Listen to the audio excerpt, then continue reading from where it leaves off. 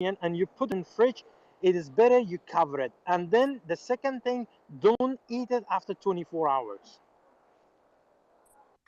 I think in the mine you are not allowed to bring onion because it becomes toxic. Yeah, there's an old remedy to put onions in your socks and sleep with this. Yeah, that's like what overnight. I was gonna say. And it like literally absorbs and pulls toxins from My, your body. my grandmother, when I was little, tried to make me drink onion tea because I had some sickness. I forgot what, and it was the most nasty thing ever. I could not do it. Onion water is good for the skin. Onion water is good for the body. Onion water is good even for baldness. If you're losing hair, you can make an onion tea. Kind of like, don't boil it too much.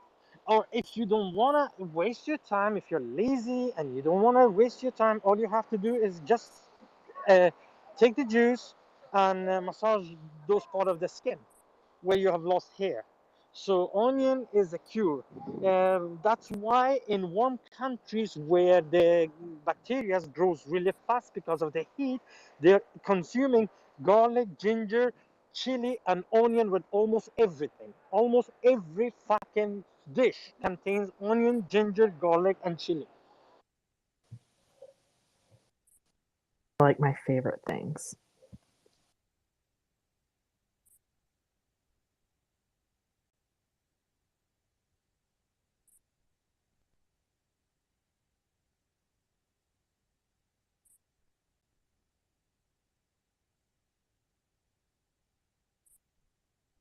Imagine having, I mean, imagine if your mother is a doctor, your brother is a doctor, your cousins are doctors, but yet you don't believe in those shit medicine that they are prescribing. I am the guy. My mother's a doctor, my brother's a doctor, my cousins are doctors, and I don't trust medicine.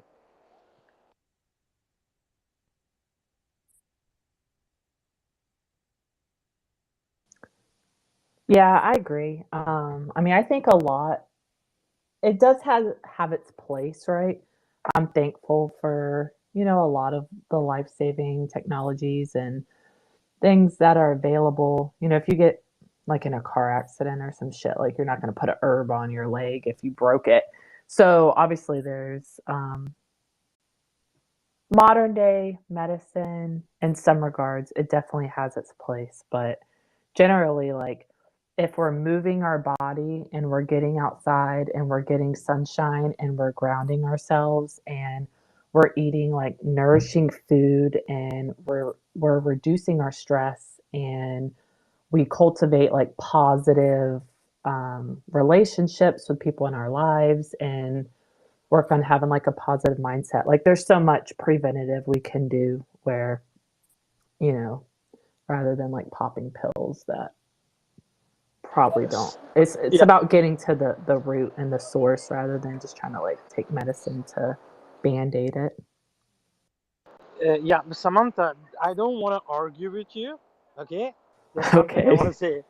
I I I am promise you we against. won't argue. No, I don't want to argue, but I'm just saying that I think veganism is not healthy, but it is a personal thing. You have to do some research what kind of essential things we get from the meat. One of the most essential things, which even Donald mentioned, is I mean has problem is with teeth, which is bones. If you don't get enough keratin, your bones will, you know, become weaker.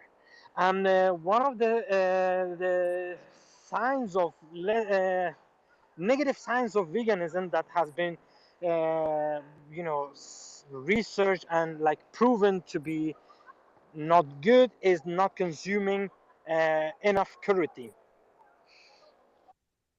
Yeah, I'm familiar with a study that came out, I want to say last year or maybe a little over a year ago. But I've been vegan over, well, nearly 6 years, and um, like I'm pretty educated and well-rounded, and I have like my personal experience with it and how I feel now versus how I did prior. And to each their own, but I think a lot of what's out there kind of has been debunked. And the thing about science, right? You can find pretty much whatever you want to support your opinion or your idea. So when it comes to me, my personal story is that I feel much better. I'm a lot healthier. I've lost weight. My skin's better. My mood's better. I feel, I don't know, just all around a lot better. And there isn't anything that we get from animals or animal products that we can't get from like a well-rounded, like whole foods plant-based diet. So for me and my life, um, if I can live and eat without harming animals as possible, that's what I'm going to do. So, I mean, I think there's so many examples of people who have been vegan their whole lives or vegetarian their whole lives or vegan like 20 plus years, and like there's like raw vegans that I follow who are in their 60s and 70s and they look like they're in their 40s and 50s. And I mean, I could go on and on with examples, but I mean, of course it's like a decision everybody makes for themselves, but as far as like it not being healthy, um I don't know. I think kind of all the arguments have been debunked at this point. Samantha, have you ever been to Asia? I've been to Nepal. Okay, good place. Then anywhere else?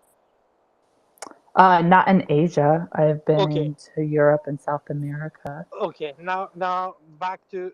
I mean, I'm gonna ask you questions that you will get an answer. Where in which part of the world you find the shortest people? The shortest people? Shortest people and with a smaller like bone structure. Asia. Okay. It is Asia. Why? Because the majority of the people in Asia consuming vegetarian or vegan food. I'm not saying that they don't live too long. Look at the Japanese people. Look at the Right. like Yeah, if you most look of at the the blue zones across the world, like the seven blue zone areas that consume the majority, they do consume some animal products, but it's vastly vegan or plant based, and they live the longest. yes, I agree with that. But look at the but which part of the world's people has bigger and stronger bone structure? Which one? Western. Western. Why? Because they're consuming meat. Yeah, I don't know. I There was a I don't know if photo. that's a correlation or not. There was a photo showing a section of a vegetarian bone and a section of somebody that was consuming meat, and the vegetarian bone was much weaker. Those Mm. it was looking like, I don't know how to describe in English, but it was looking a huge difference in between somebody that eats meat and somebody that eats mostly Uh, vegetarian. Bone Samantha, density. The word Yes, is bone yes, Samantha, density. Well, like you, I don't know if that's related to the diet. I don't believe it yes. is. It's Like I, absolutely related to the diet. okie dokie. Samantha, what's gonna happen that you're gonna have a really fucking healthy life, okay? But the generation after you, if they continue with the same diet, they will shrink. But it will take long time. And some people say, I don't give a shit about my grandchild. So this is a personal thing. I mean, you want to do it, it's your life. Maybe somebody from your generation will marry somebody who is omnivore. I mean, like consumes meat and vegetable. So that's another thing. I mean, it's the kind of thing that you cannot know in advance whether the generation after you from you will consume meat or not. But I have seen lots of people like you, grown-ups, who are totally vegan or vegetarian and they have a really fucking healthy life. So I'm not saying to you that you have to, but there are things that you have to think about. For example, there are 8 amino acids that you can really difficultly, it's really difficult to to to to to get them from herbs and vegetables, which exist in meat, and your body can have it easily if you consume meat. So this is a personal thing. My thing is just to say it. Then the rest is up to you. Yeah, I gotta say, I gotta push back though. Some of the strongest animals on the planet are fucking vegetarians. They eat grass all day, and they're stronger than an ox. So I have to push back. I'm an Okay. omnivore. I mean, I'll be eating anything I want. The thing is I think that some people they start their ideas, they start their journey because they have an agenda, and that might be to not harm animals. But I mean, our forefathers and forefathers and forefathers, all the way back to the beginning of time, were hunter gatherers. Hunter gatherers. So we hunted for meat, and we gathered fruits and berries and things like that. So that's just part. I mean, we are omnivores. That's just the Yeah, way our bodies are made. yeah, and then when you say that the biggest animals on this planet The are actually strongest. the strongest, okay, Yeah. which animal is the biggest, the largest animal? Horses, elephants, No, oxen, the largest, no, the biggest. elephants. The blue whale. Whales, whales. We're going They to talk don't about whales, but whales eat fish and krill, and some exactly, of them, yeah, exactly, but it's just different exactly. forms of proteins. It's different forms E- of protein. exactly, but it is Yeah, still animal based. yeah. It's not vegetable based, like the so some But animals they horses can fucking eat nothing but grass and grain all day long, and look at how fast they are. Look how strong they are. So Yeah, but I we are don't. not eating grass and grains unprocessed. I eat grass all the time, man. Well, you should see my dog. He's eating grass right now. He even eats dirt. so by I'm saying just so telling you.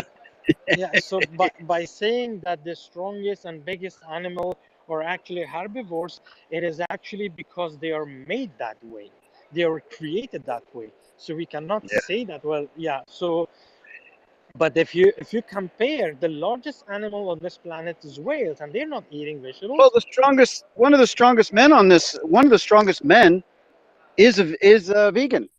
I mean, he's You're talking like, about the guy in Germany? yeah, the deadlift records or something like that. He's like one of the strongest men on the planet, and he's vegan. So I mean, say what you will. I mean, I think it's just a matter of preference and your your things that matter to you, whether eating and killing an animal. I mean, in the old days, if you think about it, you had to actually go and physically catch and kill an animal before you could eat the thing. So that Guys, meant you had to be fast. You had but to be, agriculture, your but, mind had to be straight and clear. but I just don't agriculture eat. kills more animals than the people that are eating meat. In order to be able to plant plants, you have to kill all the animals in that region. Yeah, that's true. You So gotta have that's a, a very, very bad argument. The agriculture kills all the animals, and apart from this, it poisons the environment a lot. yeah, that's one Yeah, thing I but don't like about commercial farming. That's true. if you think about the fact that we breed into existence tens of billions of animals every year, that's just land animals. It's not even including like animals from the ocean. We have to provide land and resources for them. So if we're breeding into existence tens of billions of animals, we have to grow crops in order to feed them. So the same logic, like I understand what you're saying, like as far as we have to kill, there's crop deaths regardless. Like vegans don't think we're completely innocent, right? Like we don't think that us eating doesn't cause any harm. It's about, for me anyways, doing as little as practically possible. So instead of consuming the animals and then all the resources that go into feeding them, I don't know if I'm being like clear. Yeah, but I'd in rather order just to like feed eat the animals, plant. you do not have to put pesticides on the plants that you are growing for animals, because there are the plants that are growing without a need for pesticides. When you are growing regular food, you are using loads of pesticides. Yeah, I don't know. Turtle, what's up, brother? Long time. Yes, just a question for you guys about the PulseChain. I noticed on PulseChain.com, the new thing that is said is that ETH on PulseChain, you can send ETH to the Pulse Bridge contract on ETH, which locks it and issues PETH, Pulse ETH, on the PulseChain at a 1-to-1 rate. And it says that it issues EPLS or ETH Pulse. Is that ETH native ETH or is that WETH ETH? It's rare. On Pulse will be a rap version. Yeah, just what I want to say. Sounds like a rap version. And hello, everyone. Anyway, Turtle, my man. Turtle, How you doing? Gato. Jasso, my man. Samantha, Sean, you bastard. Adrian, what's happening? Spicy, Good good morning. morning. Morning. Good morning. And just for the Sam, answer Chris. on that, that's because you can't bridge over the native ETH token over there because it's not an ERC20. It's just a native token. And so it would have to be somewhere, just like all the LPs on Uniswap that Famous said, they're WF. They're not actually ETH. Even though it says it's ETH hex, it's actually WETH hex. What's going to be put in the bridge is going to be WETH, not Ethereum. Right?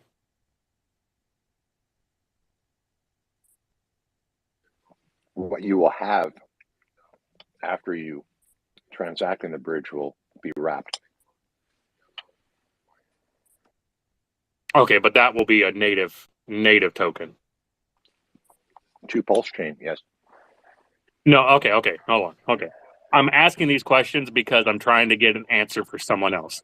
So, someone's saying that there is going to be 0 wrapped Ethereum over on PulseChain, which I don't think that's possible because if we have, let's say, 100 million WETH in existence on ERC20 network, we're going to have the same amount of WETH PRC20 copied directly over to PulseChain, right? That's not that. Those are two different things.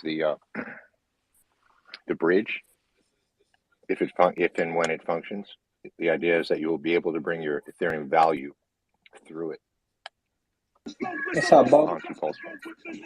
What's up, my man? What's up, guys? So you have to remember there's like many different, there's not many, but there's definitely more than one thing that can be a wrapped Ethereum. So like every single swap contract that has Ethereum in it, it's not actually Ethereum. Even though you go to Uniswap and it feels like you're putting Ethereum straight into a swap contract, it's actually in the background, it's converting it to wrapped Ethereum before it pushes it into the swap, because basically it's kind of like swap contracts can't handle the base token. They can only handle other contracts. So you have to turn Ethereum into something that's able to play by the same rule set as all of the other ERC20s. So the way that works on like a Uniswap, if you're providing liquidity, like I said, it looks like if you go to Uniswap with Hex and Ethereum and you socket it into one of the WETH Hex contracts, it feels like you're putting Ethereum in, but what's actually happening is you're putting in Hex and you're putting in Ethereum, and then Uniswap uses an intermediate contract to wrap that into WETH and then deposit it into the swap. So that's one type of wrapped Ethereum. Another type of wrapped Ethereum is a bridge, which most conventional bridges are what you'd call like a wrap and release. So you would bring either WETH that's already wrapped into an ERC20, because conventionally when people say WETH or wrapped Ethereum, what they mean is there's only a couple of contracts out there.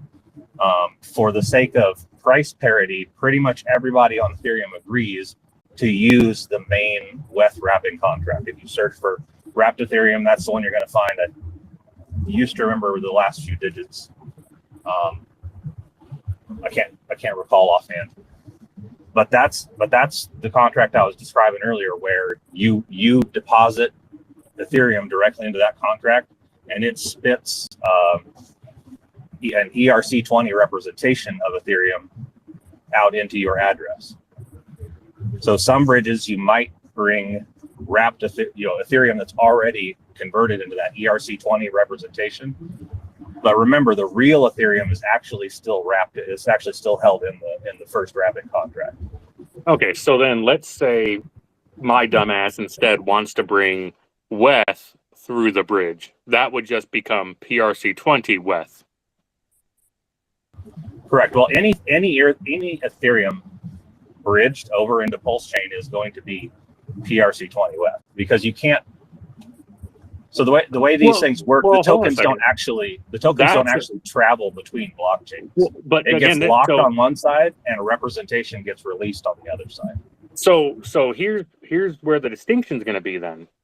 So we're already going to have a whole bunch of WETH, PulseChain, ETH over there immediately before the bridge even launches. Correct. So think about this. Remember how I was saying that basically all of the swap contracts, there's no law saying you have to use the main WETH. Everybody that if I wanted to release my own WETH contract, I could. You could have your WETH contract, and Famous could have his WETH contract, but that would be stupid, because then you'd have like 27,000 different versions of WETH that you'd have to try to arbitrage between to keep the prices tight. So just out of economic sanity, everyone pretty much uses the same Ethereum wrapping token. Now think about remember how I said almost all of the swaps, basically you can assume all of the swaps use the same wrapping contract. So for the harvester bot to work, it couldn't just take raw PLS and go up to all of those contracts to harvest all 31,045 tokens that it harvested. It actually had to use the existing forked wrapping contract, shove the test pulse into it, and pop out wrapped test pulse in an ERC20 form on the other side, and it used that to buy out all the pairs. Or it happened seamlessly in the background, via the automatic conversion, like I described earlier. You're giving me a headache. So would our wrapped ETH, the PETH, be the same as BEP20 WETH? Besides just different change. What is PE? You'll have to describe that to me. Literally on the website, it says that now it is going to be PETH. If you bring Ethereum through the bridge, it gets converted to PulseChain ETH or PETH. The reason why I brought this up is because if that is going to be PETH, then our PRC20 WETH that should already exist isn't going to be there. It's going to be PETH already. So all the wrapped Ethereum that we already have in anyone's wallet is going to become PETH, not PRC20 WETH. But the PulseChain.com website says that any ETH that goes through the bridge becomes PETH. So is it just the ETH that goes through the Pulse bridge? You're talking about two different things again. You seem to have this concept of WETH as a single thing or asset. Yeah, right. That's why I'm trying to break down the question here, and that's why I brought it initially as will the wrapped ETH WETH get brought over as PRC20 WETH? If that's a yes, okay, great. So now we're going to have PLS, which is just ETH that's copied over and is PLS. You're going to have PETH, which is bridged over Ethereum. And then you're going to have these people that wrapped their ETH for some reason, and they have PRC20 WETH. So we have just really two forms of Ethereum over there, not including like Steth and all these others. So I don't know for sure, but my guess is that the bridging contracts probably use the same wrapping contract as an intermediate, just like I was describing with the Uniswap swaps. It just, you feel like you're putting native Ethereum into the bridge, the Ethereum side bridge contract. But my guess is it's probably actually doing the same thing as the Uniswap contracts, where it does a seamless intermediate wrap before it locks it into that Right. bridge contract. That's my guess. So it's probably the same thing. It's probably going to be the same thing. Can I just ask a quick question? I know you guys are talking about this, and I'm getting the feeling that this guy is asking a question for a friend who doesn't know much. Is that correct? Like, is it basic level understanding that you're trying to acquire here? And if so, I have a statement that I'd like to say. So these guys, I don't use Facebook often. I literally just logged on yesterday, and one of the Hex people on the Hex group in there was asking a particular question. They just posted the bridge. The person was wondering how much ETH per pulse that you get, and it's just some of the stuff that some people are saying there is like half true and half not true. Yeah, and you it might just want to seems like direct it's them to Telegram or Twitter and get off Facebook. well, they're literally quoting to go to the Telegram, and then they're pulling screenshots from there. It's just the statements that are being made are just all over the place. Yeah, I noticed the same thing. I was there so it's just about the West thing. Yeah. So I don't know how much they know, but yeah, it's just the trying to explain that while I can't say 100% that Ethereum that's getting sent to the bridge is going to stay Ethereum, it might just be wrapped and become something else. Just specifically, they're saying that it is actually Ethereum that's getting sent to the other side. But I don't believe that that's true. I think it's literally just a wrapped version that's getting sent. Yeah. Okay. And from your understanding, are you understanding what a fork is? Like, what is your intellectual, like, what is your understanding of the whole fork thing? Are you caught up? Can you explain it to someone else? Because I can explain the entire thing. Basically, everyone gets a one-to-one copy. If you have Ethereum, you get PLS, which the Ethereum to PLS is completely different than what that thing is doing. Yeah. Because it is quite complex when it goes into the next level, like this conversation just went into, like the next level. And I just wanted to revert back and see, okay, maybe this guy doesn't actually know how to explain what a fork is, But anyway, right. That's another important point. So like I come from a mechanic and IT background. So it's really easy for me to say, like, with both those things, like, you don't need to be like a master software developer and understand everything to the bit level to be able to, click a few buttons. And you don't need to be like an engineer or a master mechanic to drive a car down the road. So some of these things don't really matter. Like, is it this or is it that? Like, what's the user experience is what it comes down to. So like, what people want to know is this thing I have on Ethereum that's, trading at about $18,000 right now. If I bridge it over there, is it still going to be worth $18,000? Yes. Roughly, a little bit of slot for trading and volatility, but yes is the answer.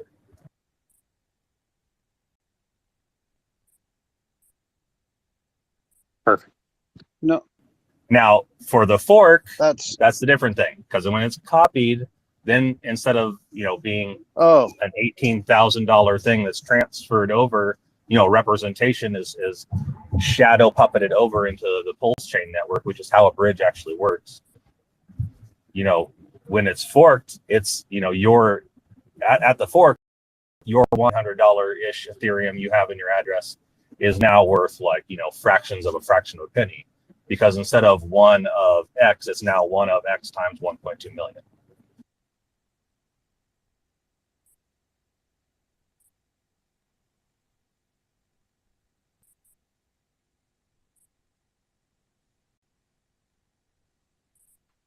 Yeah, some of you guys with the big brains, you make things sound confusing, but it's actually not really confusing. It's like, I hear you, and you just said all of this stuff, and it's like, okay, ERC20 tokens are going to be copied over on the PulseChain. They're going to have they're going to be close to zero value. It's like, man, and then the other part is like all of the other wrapped and the wrapped and this and that. It's like, I hear your complaint, I hear your It's not a complaint, complaint. but It's just that I understand. I understand you're not there's upset. a huge Well, I'm difference telling you, between. if you Go don't ahead. get at least a little bit of the technical in there, I'll have 5 people telling me, "Oh, that's not really how it works. That's not really how it works." So it's like I have to do both. I have to be okay, here's the deep dive, a little bit of that. Now pull back out to the shallow end of the pool. We're only wading up to our waist now. This is like, here's how it really works when you're a lifeguard level swimming certified. But in reality, like, the user experience is this. Yeah. Well, I mean, I also think that there's a lot of people that have dabbled in so many different things, and they've gotten into, like you're talking about, wrapped ETH and wrap this and wrap that. I mean, to me, to this point in my career, my cryptocurrency career, I've never wrapped anything. It's like you're going, oh, you're just a dumbass. You're just a pleb. You've never done any of this stuff. And I don't feel like it's that. It's that the fact of the matter is I want to make things as simple as I can, so I don't try to wrap things. I don't try to make things more complex. So that's where, there are people that are going to be sitting there going, well, I've got this wrap this. And then you're going, well, if you know how to wrap something, or you've bought something that's wrapped, so you already have a certain level or a certain understanding of what you're doing. Yeah, Donald. And yet that same basic idea that something's going to be copied over or bridged over, depending on what you're going to be doing with it. They're 2 different functions, right? They're actually 2 different functions. Something's going to be copied, and then something's going to be bridged. Those are 2 different actions. So specifically in this case, when you say, like, you don't wrap things, I would bet that that's true, that you particularly don't push the buttons to do it yourself. However, you probably perform transactions which automatically route and wrap things for you, which is the only reason why this technicality stuff comes in, because when a particular person, specifically in our community, says things like, we are not going to have wrapped Pulse, we're not going to have wrapped Ethereum, that's not necessarily true. Like, what do you mean we're not going to have wrapped Pulse? It's going to have to be able to wrap itself so we can perform the functions on Uniswap. That was the issue that we have right now. That's what Famous was complaining about when we forked Ethereum, and we have to go through that convoluted process of having to wrap a token when you could go another route. Right. So it's happening behind the scenes, and that's all it ends up coming down to. Yeah. Okay. Well, that's good. I'm glad you clarified that. Just want to say, go on, Top Gun. You've been trying to talk. I got a question after you.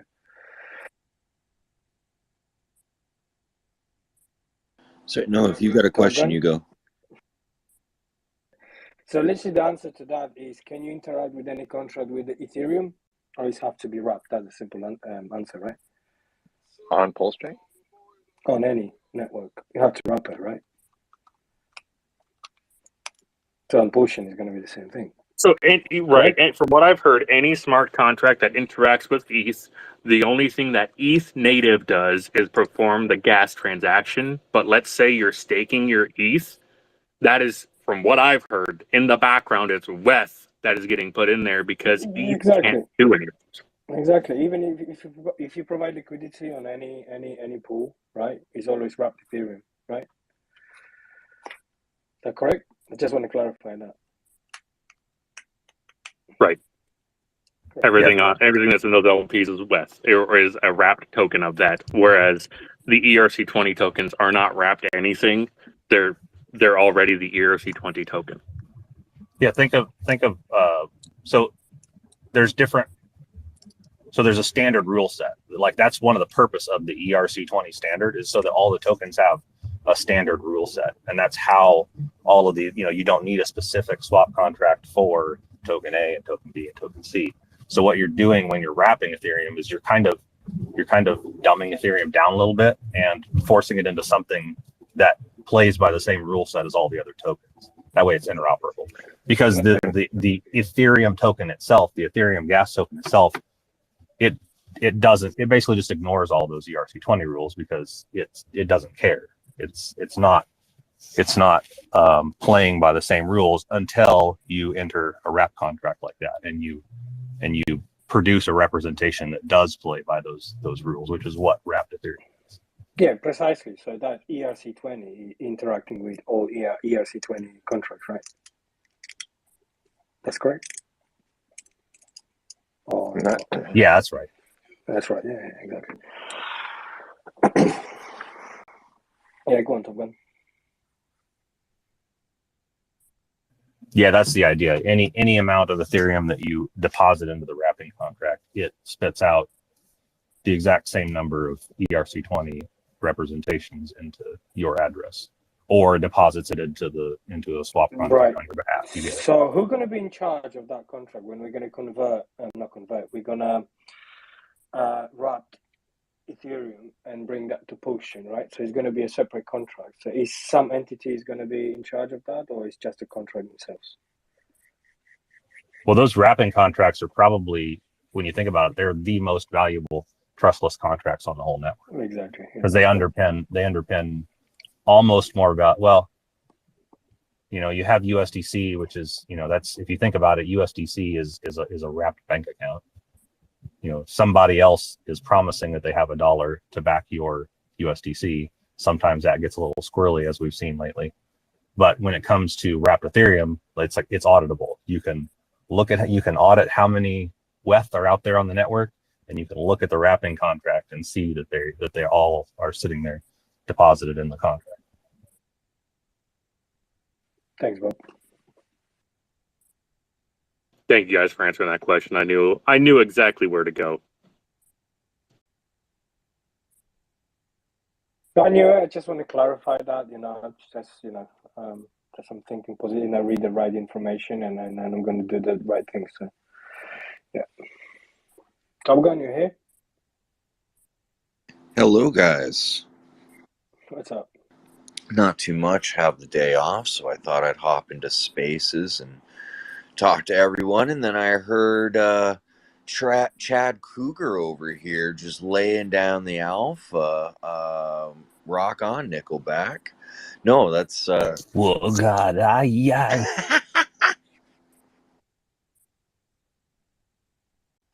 Yeah, no, at one point I was just like, I love simplifying things. Like, I don't mind when 5 people come at me and go, yo, that's totally wrong. I'm like, yeah, but this person at least has a basis for understanding now, and they're happy to try and use the smart contract as opposed to all the crap you kept saying. So, like, I was just going to jump in at one point about the bridges, like, this, to oversimplify the clarification between, like, the airdrops and the bridges. I mean, when you get the fork of the network, like the network itself, Ethereum is like an operating system on a computer.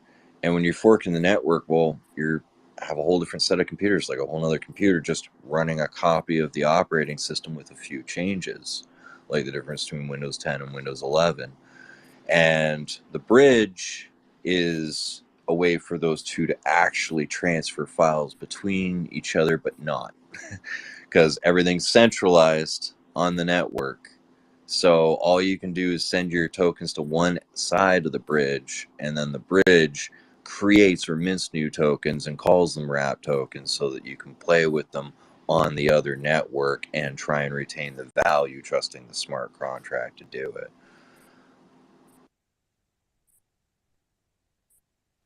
Yeah, it's like you have like a catch and a release that happens, you know, pretty close to at the same time. You've got a contract on the Ethereum side that holds whatever token you're able to deposit into it. That's the Ethereum side bridge contract. And then you have some type of a validator server in the middle that can cryptographically prove, you know, that both sides are holding the same assets. You know, for every one of token A that gets deposited into the bridge contract on Ethereum, it says, okay, I see one of token A, so I'm gonna, you know, let the far side bridge contract on Pulse, I'm going to send the cryptographic signal, you know, this has happened, and release that same, you know, release a like representation of one token A into the same address. Or, you know, if they designated another address, if that's possible, it'll release it to that address on the far side of the bridge or the PulseChain side.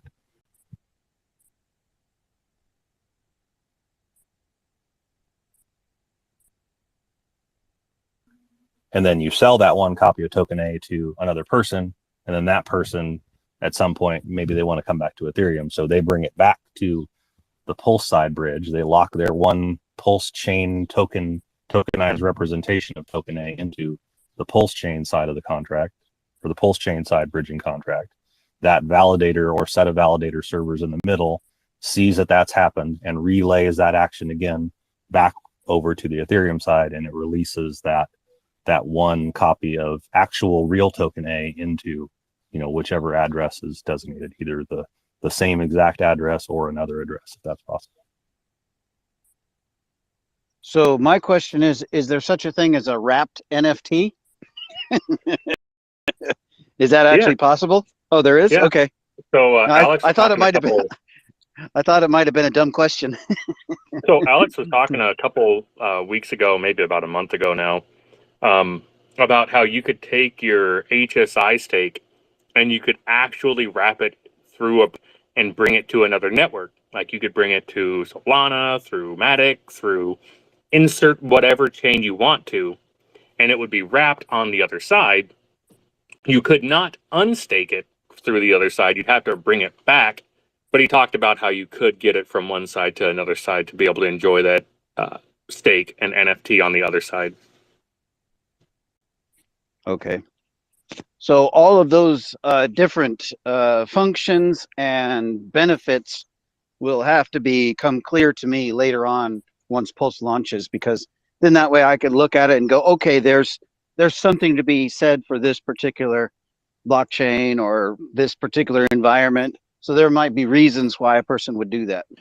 Yeah. So like the most optimal reason would be, say the HSI stake, for example, is a 15-year and it's already been NFT'd, so it can be tradable. Well, the gas fees for trading it on Ethereum really suck. So wrapping it and having it trade on Pulse would be a lot cheaper for gas until someone closer to the date actually wants to activate the utility in the thing and move it back. Oh, okay. Oh, yeah.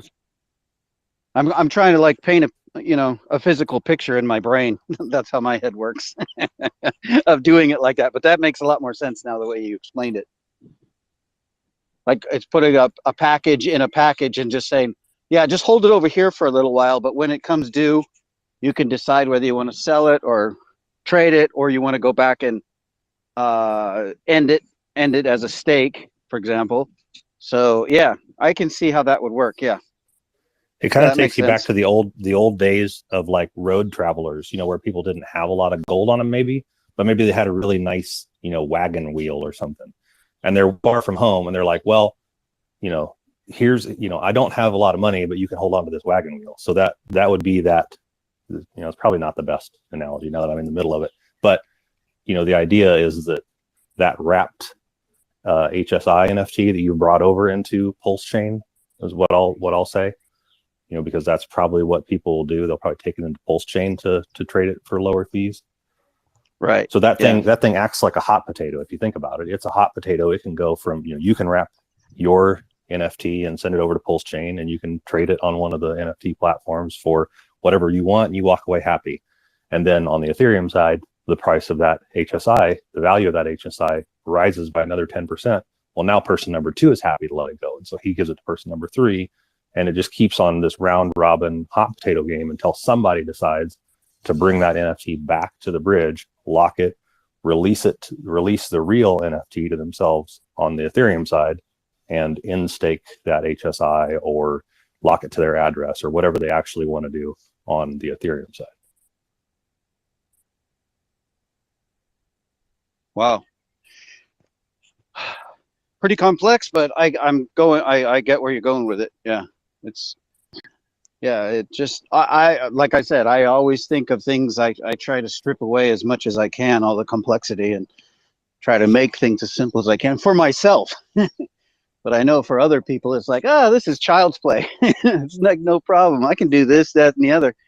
So yeah, that's cool. Well, I'm not upset at all for you for saying like, hey, this is kind of like confusing. Why don't we just always go to the most simple? So like for me, I personally try to hold myself to the standard of, if I know something and I can't explain it to my mom, then I don't know it well enough. Right. Yeah. strip it down and make it simple. Yep.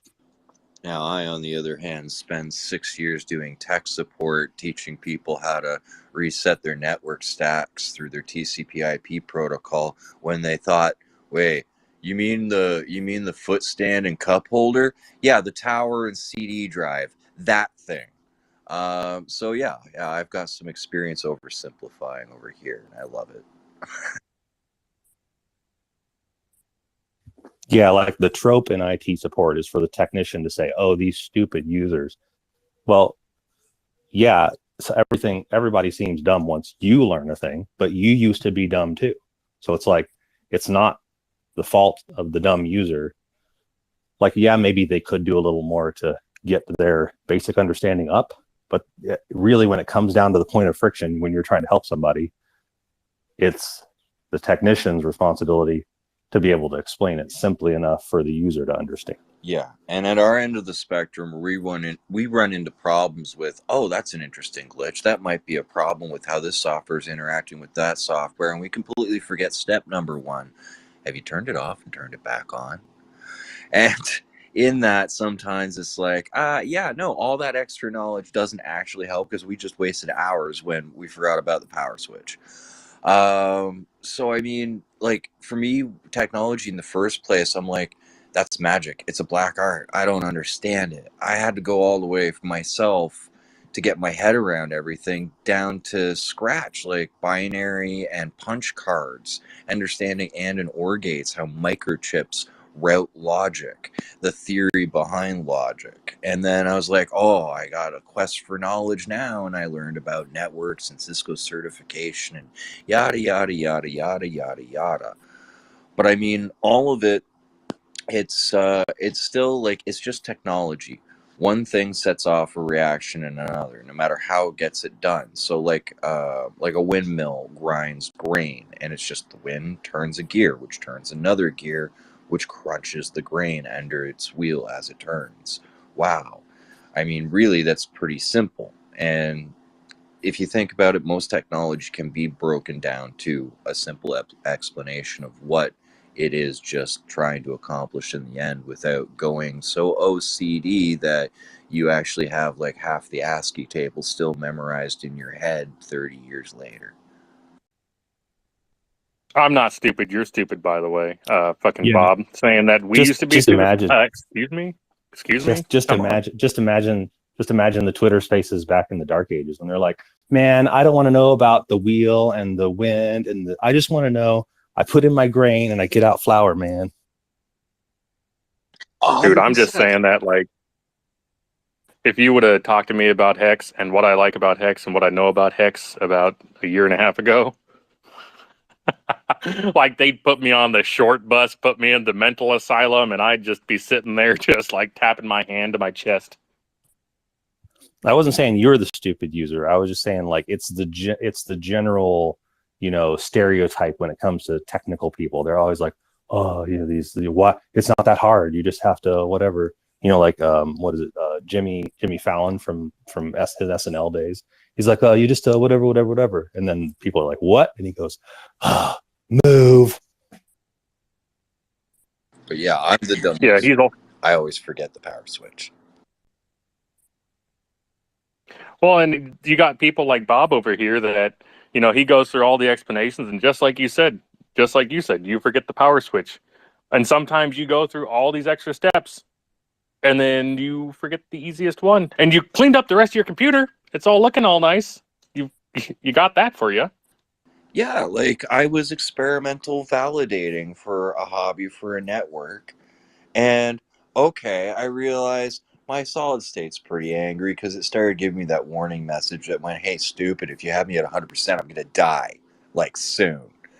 And so I got sick of that warning message because solid states aren't meant to have max data. You shouldn't have such a small solid state trying to do validating.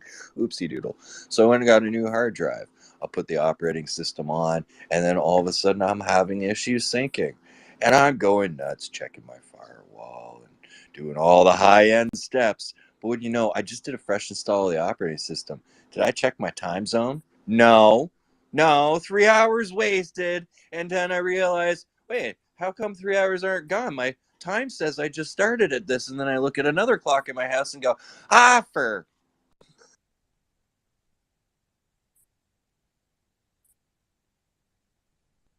They really need the skull emoji up here. Need a what emoji?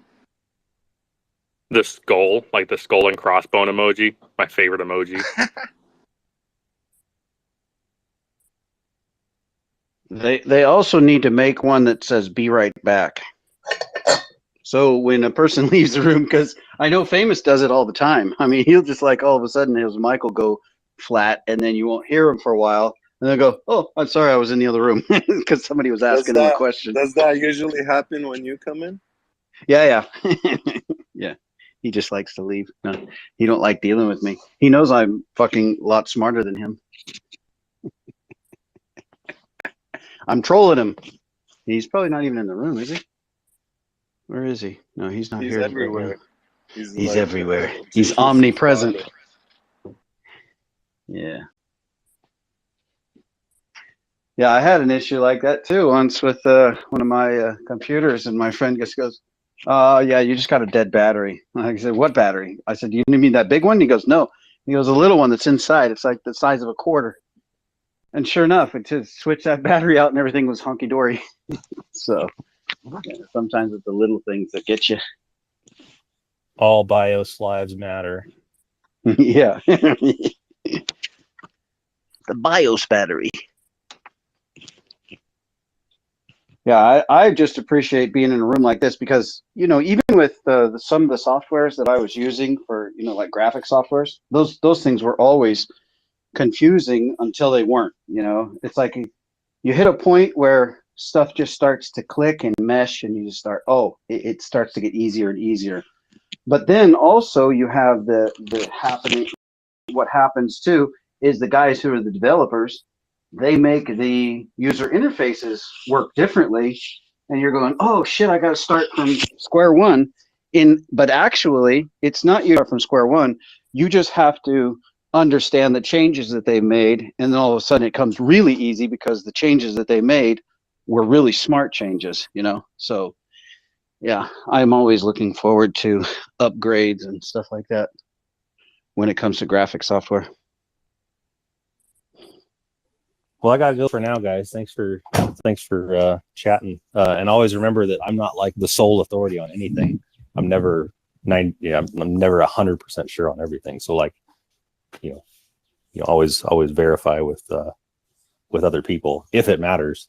But really, if you click on one thing and something happens over there that you expected and everything seems fine, yeah, it's probably fine. It's good to see you, Bob. You too, Top Gun. Gentlemen, grab boobity.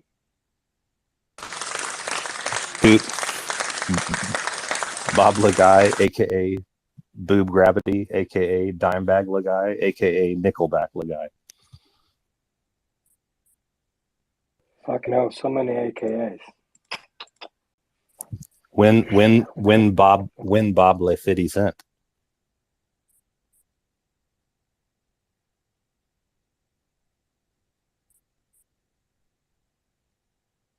Did I just heard Hezbollah somewhere in here? Oh, it's my mind.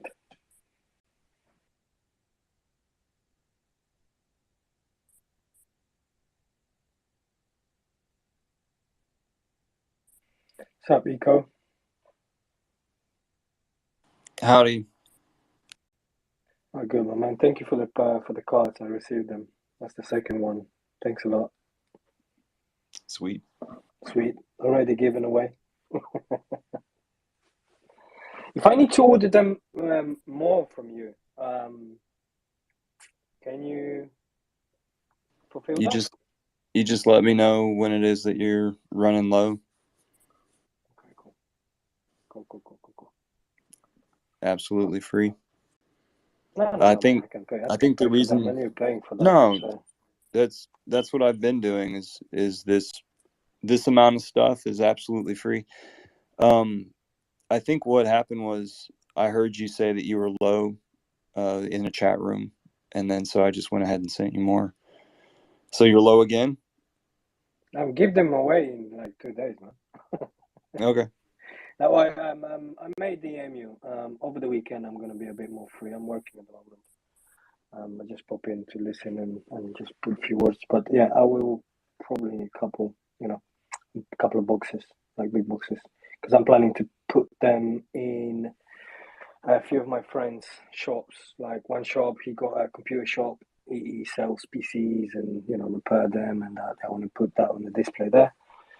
And another friend of mine got supplement shop for bodybuilders, and it's all young people, tech savvy, some of them. So yeah, I met a lot of people actually in that bodybuilding shop that tech savvy, and they into crypto and stuff. So I thought to put a nice big sign in there and put some hex in it.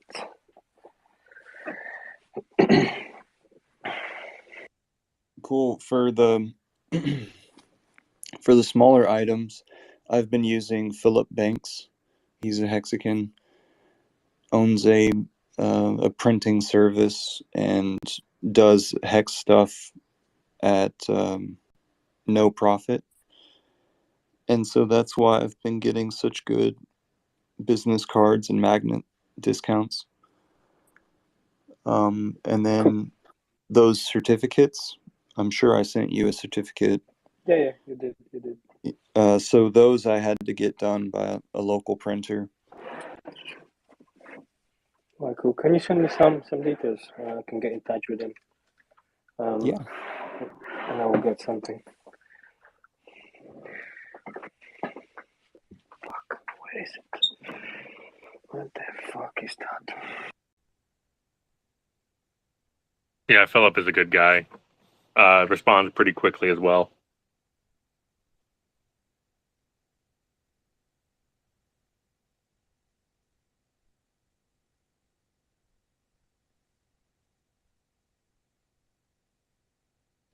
Hexpostcards.com. Hex.promo as well. That's another good one. Do you know if they're gonna keep adding different products on there? I think they get put on there as they're originated. So, for an example, like the vertical flags.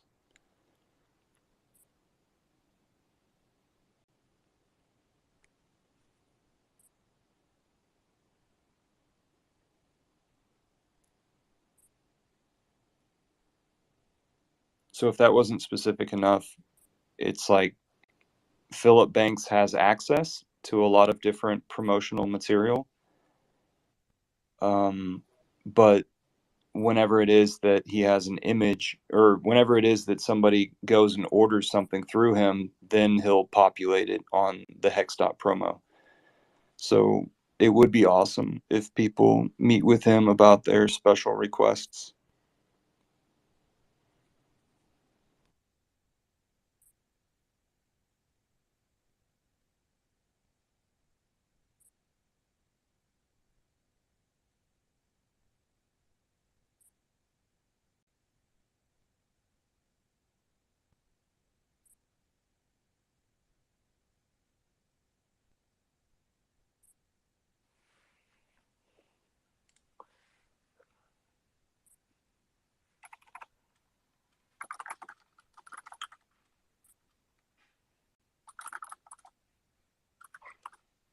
Eco, have I asked you this question? I think I've asked you this question before, but on your little handouts and flyers and stuff and the mailers, do you have any way of tracking the analytics, or have you incorporated any analytic tracking?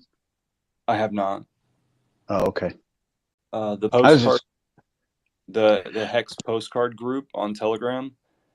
Yeah, we've played around with that idea.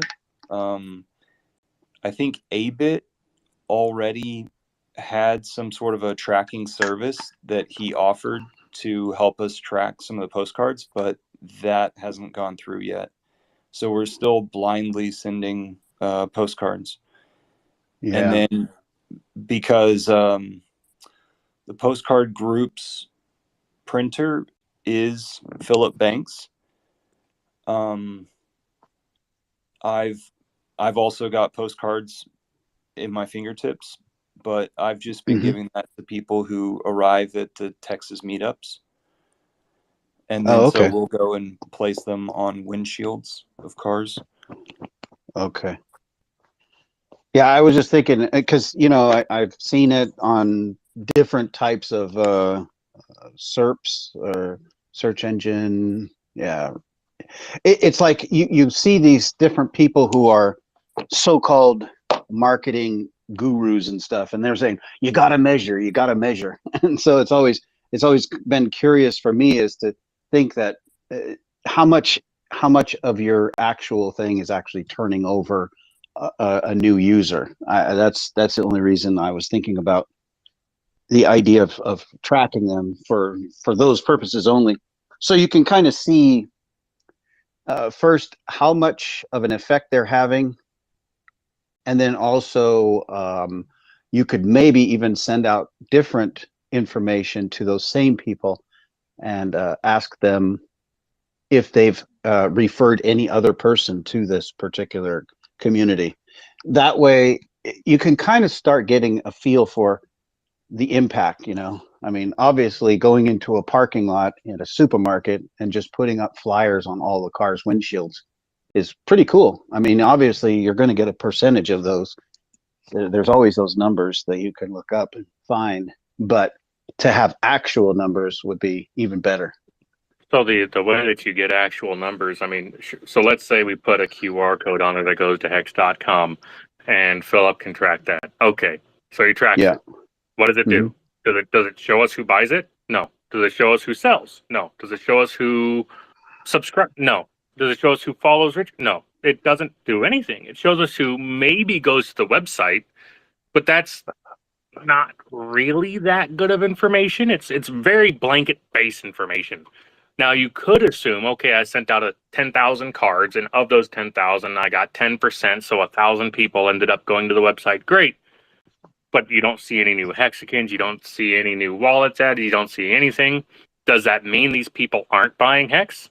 Well, you could infer that, but it's just there's a lot of things here that we won't have all the information. You could do it a couple different ways. You could have like email subscriptions, so that way people can sign up for an email and they're on an email list, and then they can then get those other questionnaires and things like that.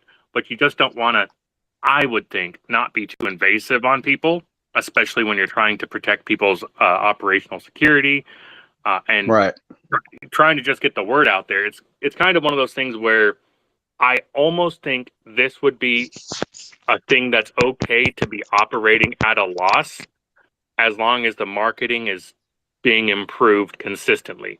So like when the Celsius cards were getting sent out, I saw in the One Celsius Earn group that's been talking for the last couple of months about trying to raise money for lawyers.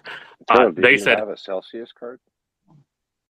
No, I'm just in there because I noticed that they were talking about how they were getting Celsius. Oh, the Celsius postcards. No, I just noticed how they were talking about getting those Celsius, and I've just kind of been in there, kind of just listening. But I saw more commentary on those Celsius postcards than I did any of the previous attempts being sent out. So, can you please stop promoting other projects here, especially Celsius? It's nice to get around, but I mean, it's really not relevant here. Appreciate it though. Yeah, that's exactly what I'm doing. Just go all get wrecked on there with Alex Mashinsky, guys. Exactly. Well,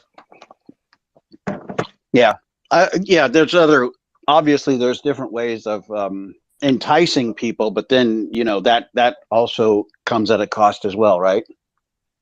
You know, like we'll give you 10 free pulse or 100 free pulse if you contact this particular or join this group or whatever. And then that becomes really, it looks kind of cheap and unprofessional. But I mean, some people will just say, oh, if it wasn't for this, this wouldn't happen. If it wasn't for that, that wouldn't happen. So yeah, it's just another tool for marketing.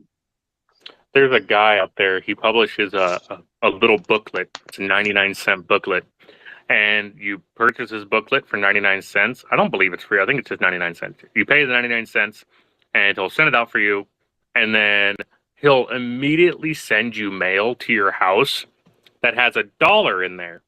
And he goes through this whole explanation about, hey, thank you for being here, yada, yada. And he goes through these steps because what he's doing is he's marketing himself and his particular brand. And so even though this little booklet is 99 cents and he gives out $1, he's hoping to retain a community or a following. And that's the closest thing that I think we could hope for through any of these marketing sales, no matter what. So even if you only get a percentage through these demographics and those particular people who got our Mashinsky card, you know, even if out of that we had 15% that decided to move over, whereas the non-Mashinsky cards. Thanks for your input there, Turtle. Appreciate it, man. But at the same time, that guy got your address for a penny.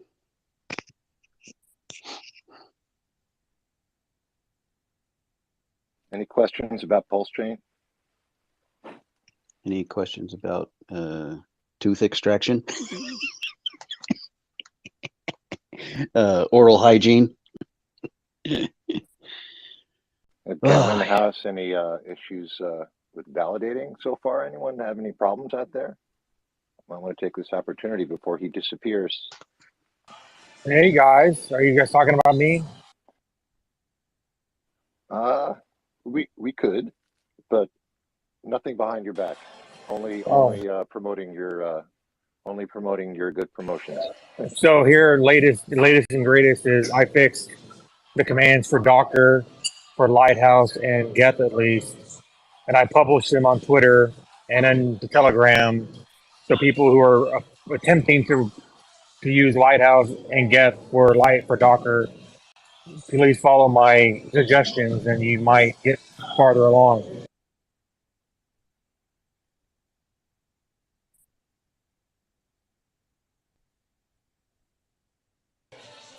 I'm tackling Prism next, so I'll publish those later today after I fix that up too. The Docker run command in the documentation are lacking a little bit, so I'm going to try and help fix that a little bit.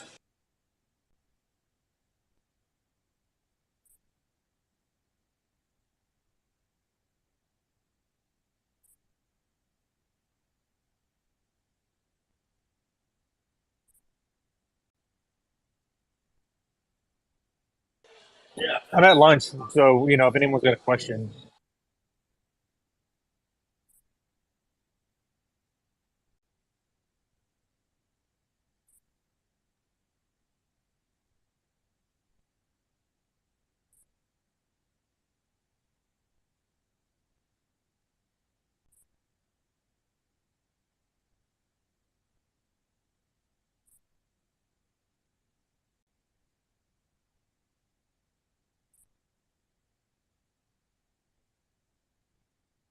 I'm sorry, I can't hear anything. I'm going to drop out and come back. I don't know if anyone's speaking. No, you're good. You're good. No, you're good. Probably no one's speaking. Oh, okay. I have a question, Gamma, related to what sort of hard drives you would choose. I know, people are saying 2 terabytes, but I'm thinking, redundancy, RAID 0. I don't want to have to touch this thing for the next couple of years. And if something happens to a drive, I don't want to have to resync for days on end. What are your thoughts around, if money's not really an option, building a really resilient hard drive configuration for being a validator, maybe running 5 to 10 validators? Yeah, so the actual hard drive spec itself, I couldn't recommend you an actual model or anything.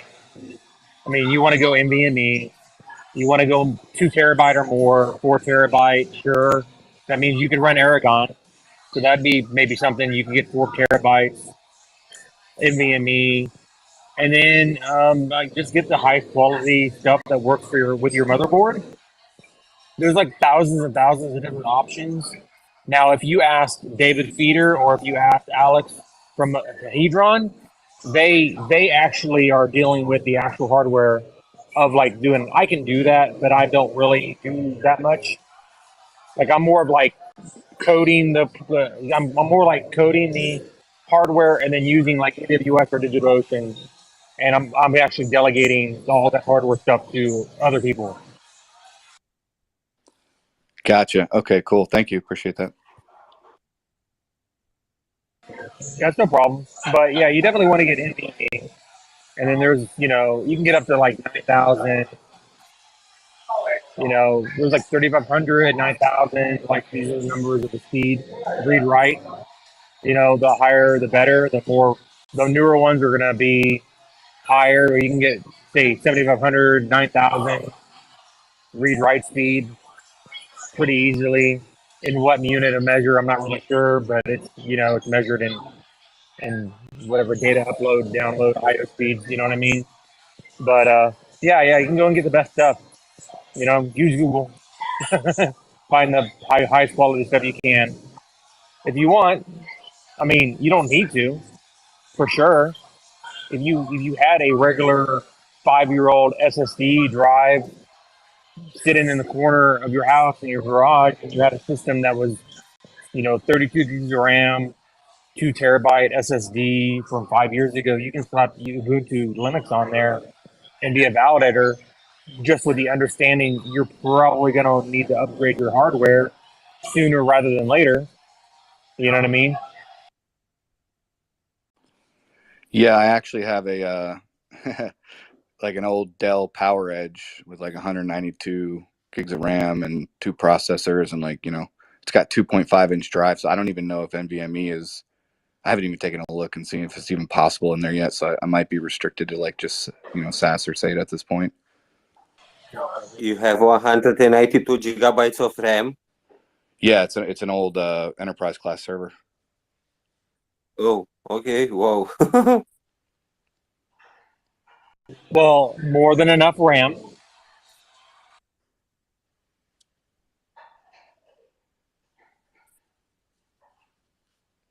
Yeah, Yeah. my thing is like this thing's going to be on 24/7, 365.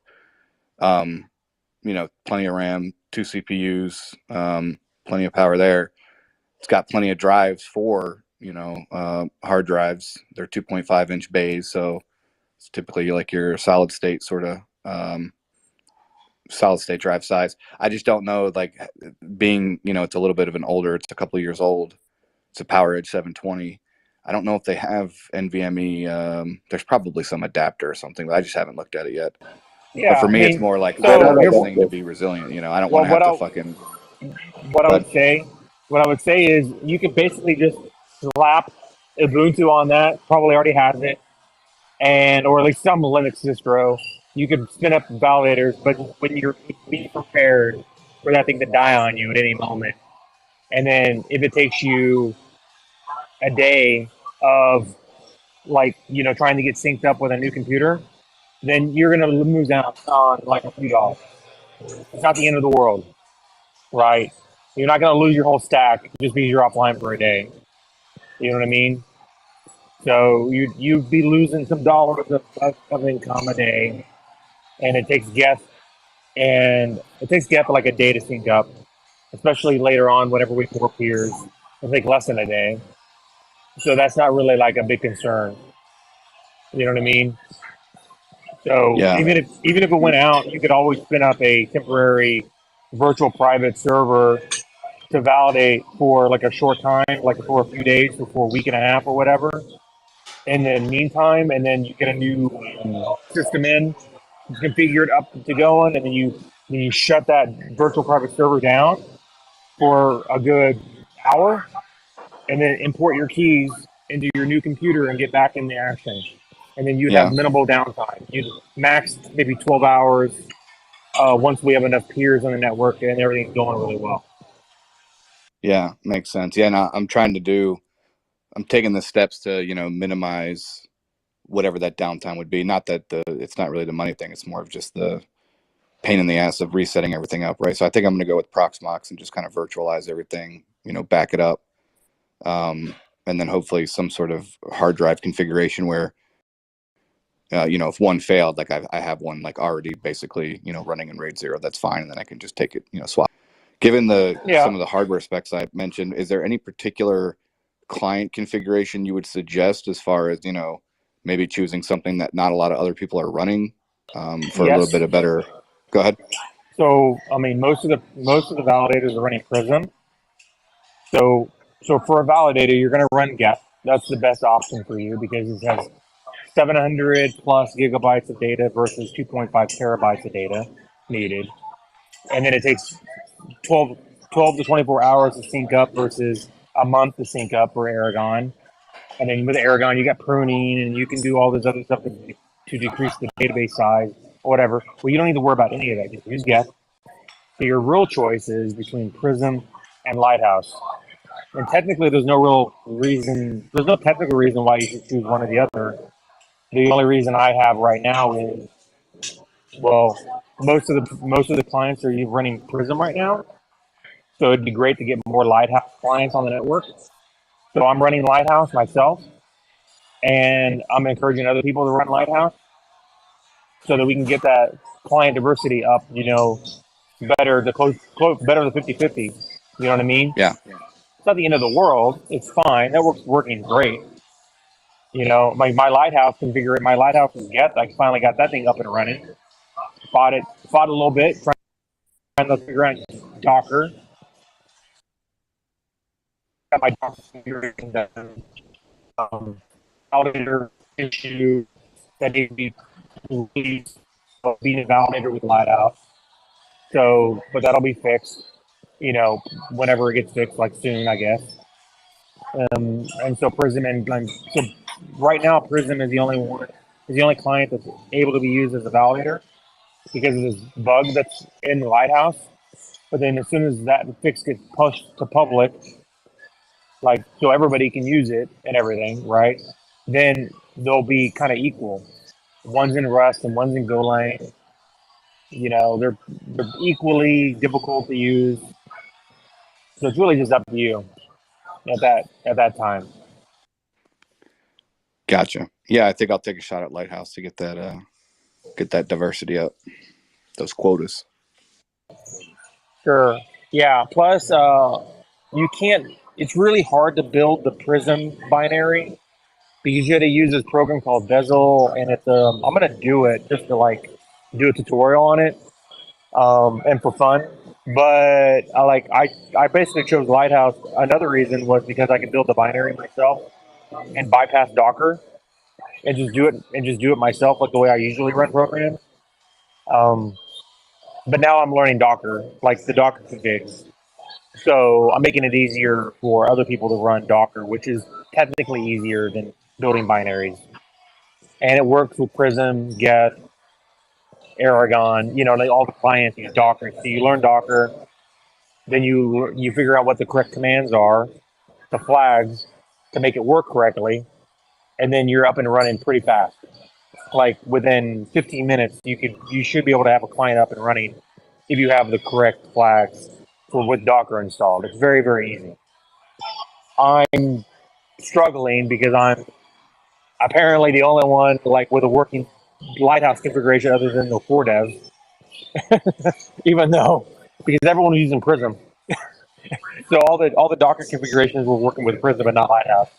So I've been tackling that for a day, and I fixed it this morning. So that's why I published that, to make it easier for people to use Lighthouse with Docker.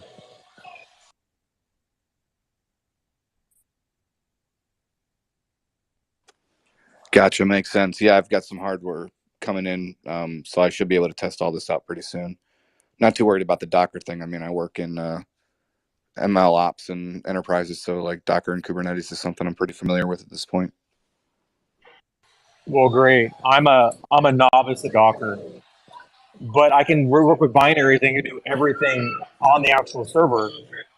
But this Docker thing was like Docker networking. What's that? I never had to deal with that before, because the last client for V2B was one client with Geth with Docker, right? So I never had to worry about 2 Docker containers talking to each other. So So I like to fight through that forever. I'm like, oh God, Docker, it's fine. I figured it out. It's not that hard. Yeah, once you get the hang of it, I think you'll never go back, Yama. It's amazing. Oh, it's easy, and I'm doing my automation in Docker because it's so much easier than trying to build binary with automation scripts. So I'm just doing it with Docker because it's so much easier. And then once you figure it Yeah, out, you because can just, save the Docker images in like a Docker registry or save the code in Git or whatever. And then it's like always ready to just pop up another server and spin up the Docker images, right? Because it's already all contained. So yeah, I'm doing Terraform and Ansible right now. Although I actually don't even know Ansible, I have to learn Ansible. So I'm using Bash scripts and Terraform right now. But I'm able to build all my servers with zero input for me other than sitting and doing Terraform apply and building, whatever server I need. So, I'm doing the automation thing now. I was doing everything manually. I can do everything manually, but it's still time consuming and blah, blah, blah. So I got to step up my game, go the automated route. yeah, it takes the extra step, but if it ever goes down, like you'll be able to be up faster. But it's interesting you say that because like if you get those assets, you've basically done all the work to delivering almost out of the box validator setup for somebody. Like they just order the recommended hardware, they get the Ansible playbooks, and they just run it, right? And the next thing you know, they're up and running. Yeah, I have to move. My next step is actually learning Ansible because I'm using Bash scripting, which I've done for 10 years. And then so that's not like the best way to do it. But it's why I'm starting. And then I got to transfer those over to Ansible playbooks, which is a thing I'll do after I figure out Docker and get all these Docker clients up and running. It's all fun stuff that nobody needs to know. You don't need to know any of this. Just make that perfectly clear.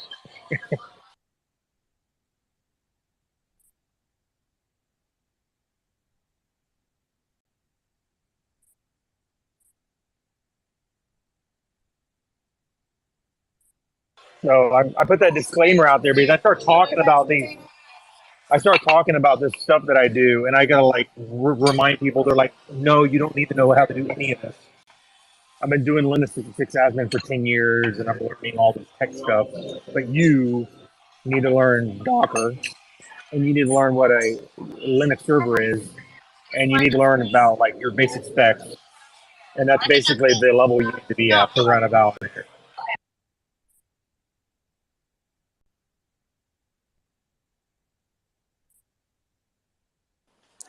I think there will be enough technical people in the community, people with technical backgrounds, that it should be fine.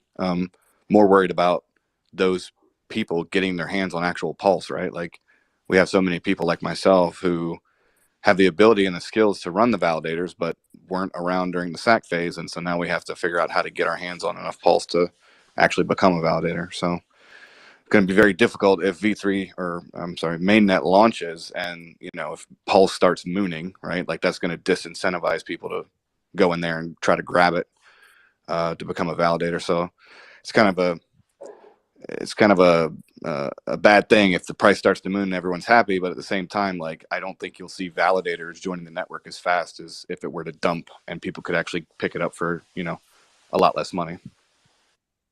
Yeah, I mean, so you're talking maybe $3,000 to $5,000 per validator, but who's to say that it doesn't become $10,000 or $20,000 per validator? It's all about the price of PLS. I sacrificed, so I'm already good. Yeah. But there's a lot of people who didn't, like yourself, who are going to try and snatch those up, right? That precious PLS. Yep. And I mean, if I'm going to do it, like if you're going to put the time into it, just one validator to me it's not really worth it. So I'm looking to do probably like anywhere between 5 and 10.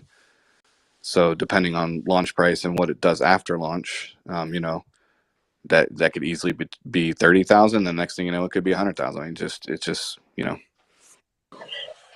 So now you said that, when I was looking at Ethereum validating, I came up with 10 as my minimum number for validating to make it worth my while to actually do it on Ethereum. So Yeah. the price point is lower with PLS, right? The US dollar price point is lower. but 10 is a pretty decent number. So I was thinking that most people were going to run between 1 and 10, kind of as a rough estimate of like the community running validators, Yeah. because there is an economic cost to that, right? And risk. So for the people who don't have the technical skills, you start talking about, different Linux distros and like Docker containers, and then say, hey, put your money in here and, be careful. That might turn off some people, right? So I think you're going to have to wait for, people with tech backgrounds to come in with some money. And it's just a guess, but I'm imagining you'll start seeing a lot more validator activity, like new validator onboarding, when the first time, if it, who knows when it's going to happen, but the first time you see a major pulse dip, if pulse dips 90%, it's actually a good thing, because I think a bunch of more validators are going to join the network at that point.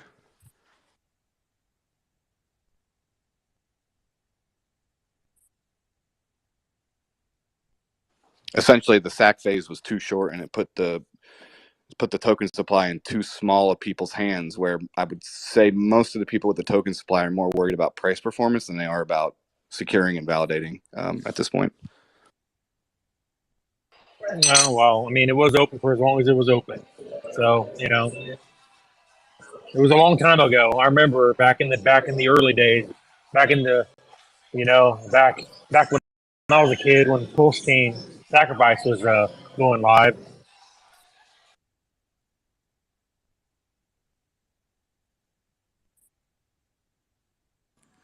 Hey guys, I have a quick question. Yes. Hey, yeah, so I'm fortunate enough to be in a position where I sacrifice for PulseChain, and I'm definitely a newbie in the whole validating space. People like you, I'm still learning from you guys.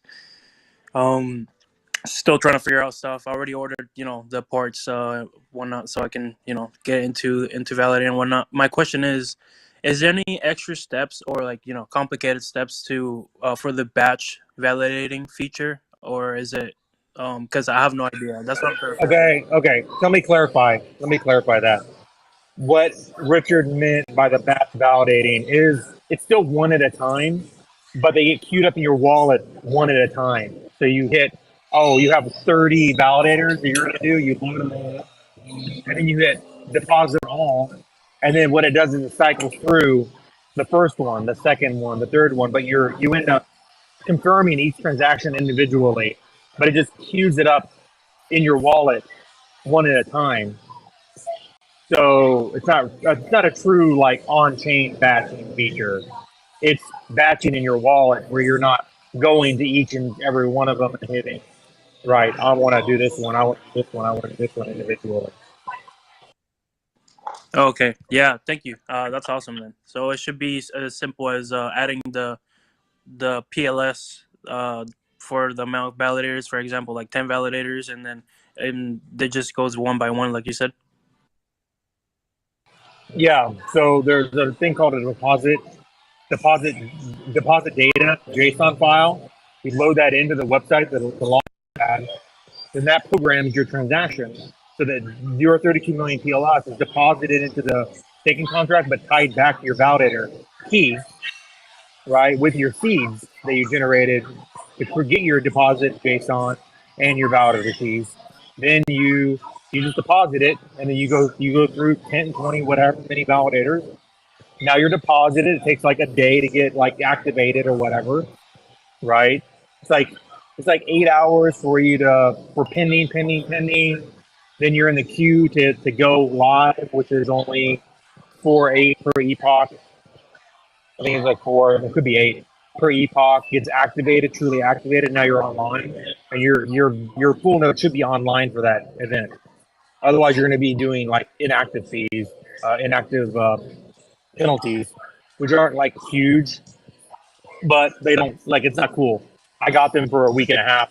Not cool to see my balance keep going down, even if it was only a little bit, until my validator came back online. The first time. Yeah, that makes a lot of sense. Yeah, I appreciate it. Thank you.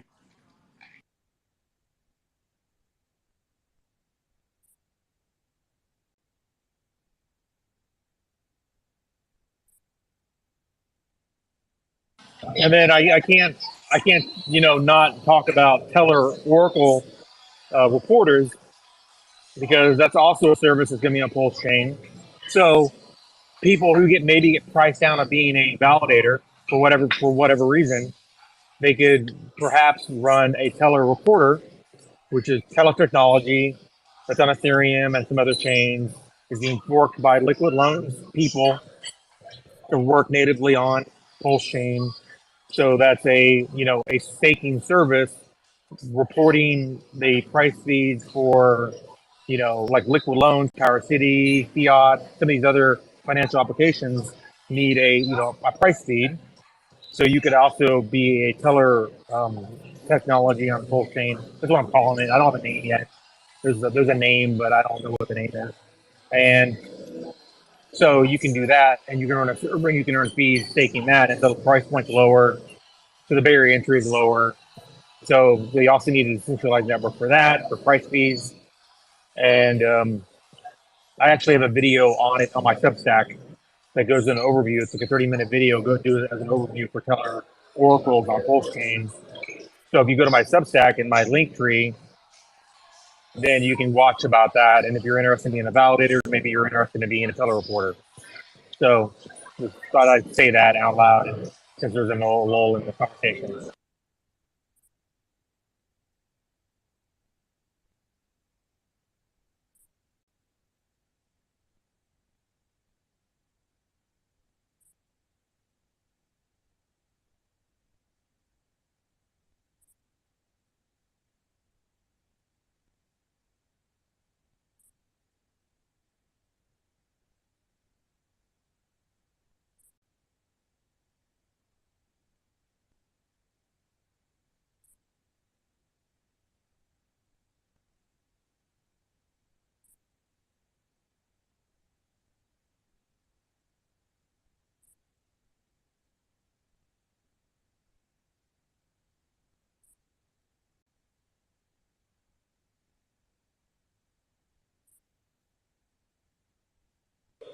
Yep, I can field more questions. I'm just sitting here eating lunch.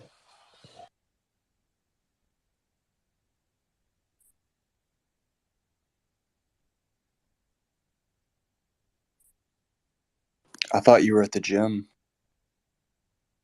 Wasn't able to go to jiu-jitsu today because I had an appointment that conflicted. So I will have to go another time.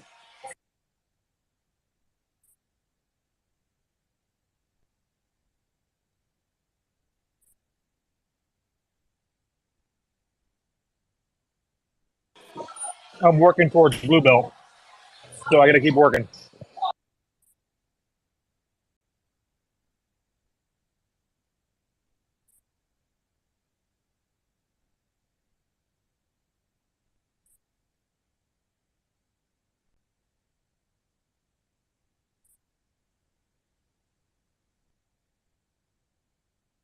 I'm actually at a steak restaurant, Longhorn. Where was it? What is it? Oh, Texas Roadhouse.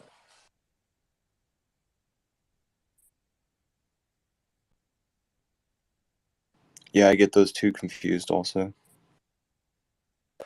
It's steak.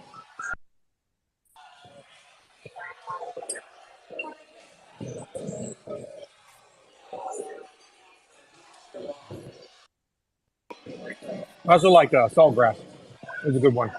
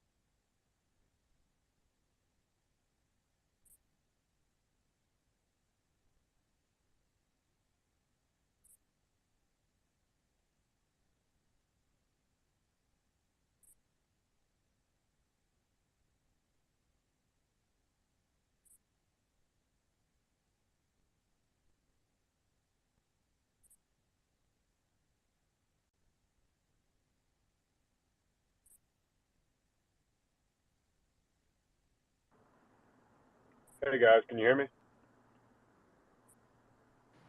Yes.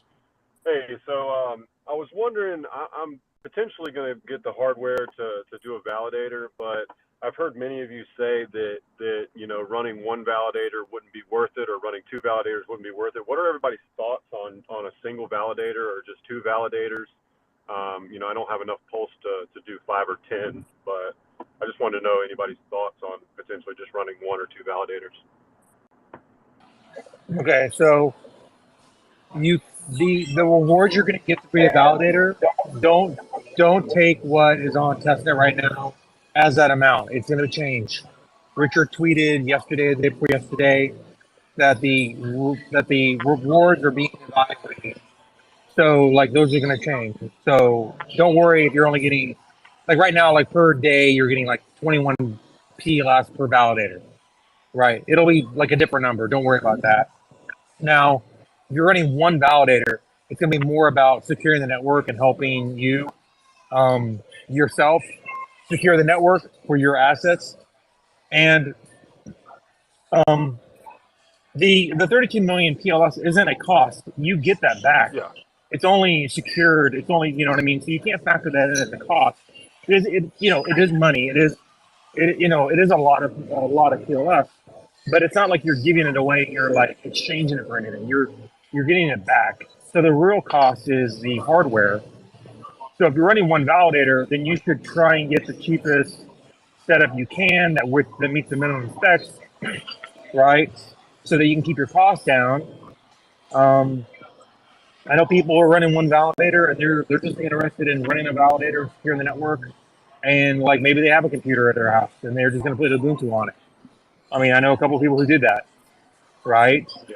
So, you don't need to buy a $5,000 computer to run one validator. If you have a Windows computer that's not doing anything, it's only a couple years old, you can put Ubuntu on it. It just needs to have enough RAM, bare minimum like 32 gigs, so like to work. Like Prison, you can get it to work with 16 gigs if you already owned it.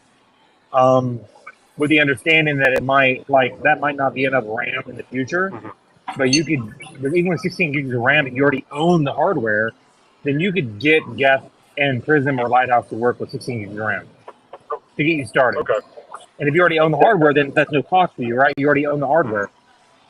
Now, but I would not go out and buy a $5,000 computer unless you're a techno dude like me, who is like, okay, great, I'd run a validator for free if you know what I mean? Like I ran a validator for free on testnet, Go Air like testnet for 2 years. You know what I mean? And I spent like $4,000 on the computer, and I'm transferring. You're right. I'm repurposing that computer for PulseChain validating, but you know what I mean? Think about your costs. Think about, if you have one validator, just reduce your costs, run it in your house, and you could totally do that. And then be aware that you might need to like upgrade your computer, or if it dies, get a different one. And then by that time, withdrawals will be available. You can always inactivate your validator and get your PLS back, and shut down at any time after Shanghai gets added to PulseChain. Then you can just withdraw and get your PLS back to your wallet. You know what I mean? Not a big deal. Okay, cool, man. Appreciate you.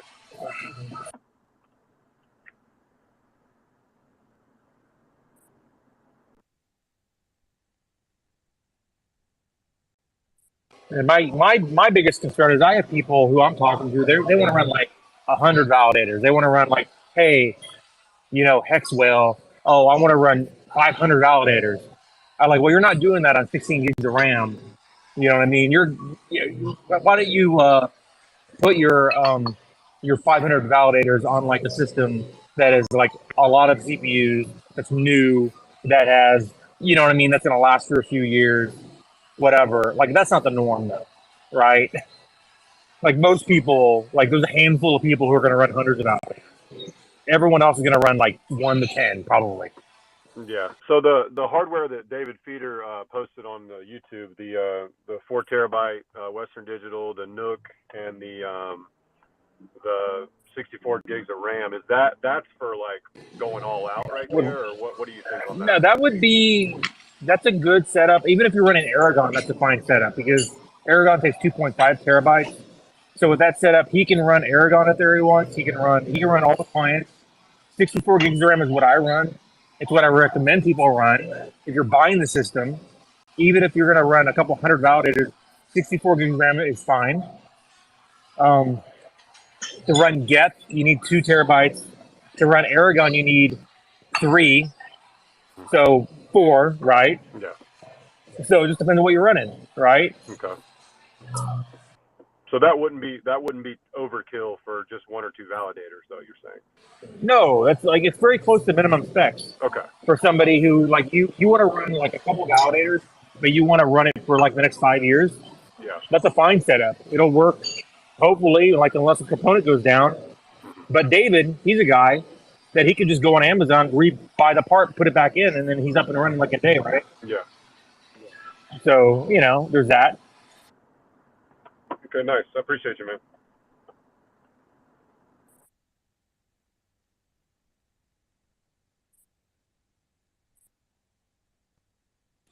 Just to make sure, you mentioned since we're talking about David Fitter's the equipment that he did on the YouTube channel. That's basically what I got. You said that I could run a couple hundred validators. Is that what you said? Just to make sure. Yep. Like here's what I'm saying, because I have practical real world experience running 180 basically validators on 64 gigs of RAM, 32 core, 2 terabyte NVMe. No problem. You can absolutely run a couple hundred validators on 64 gigs of RAM. Now, could you run 400? Probably. I think you could easily run 400. I don't have 400 Goerli validators. I had only had 176 of them.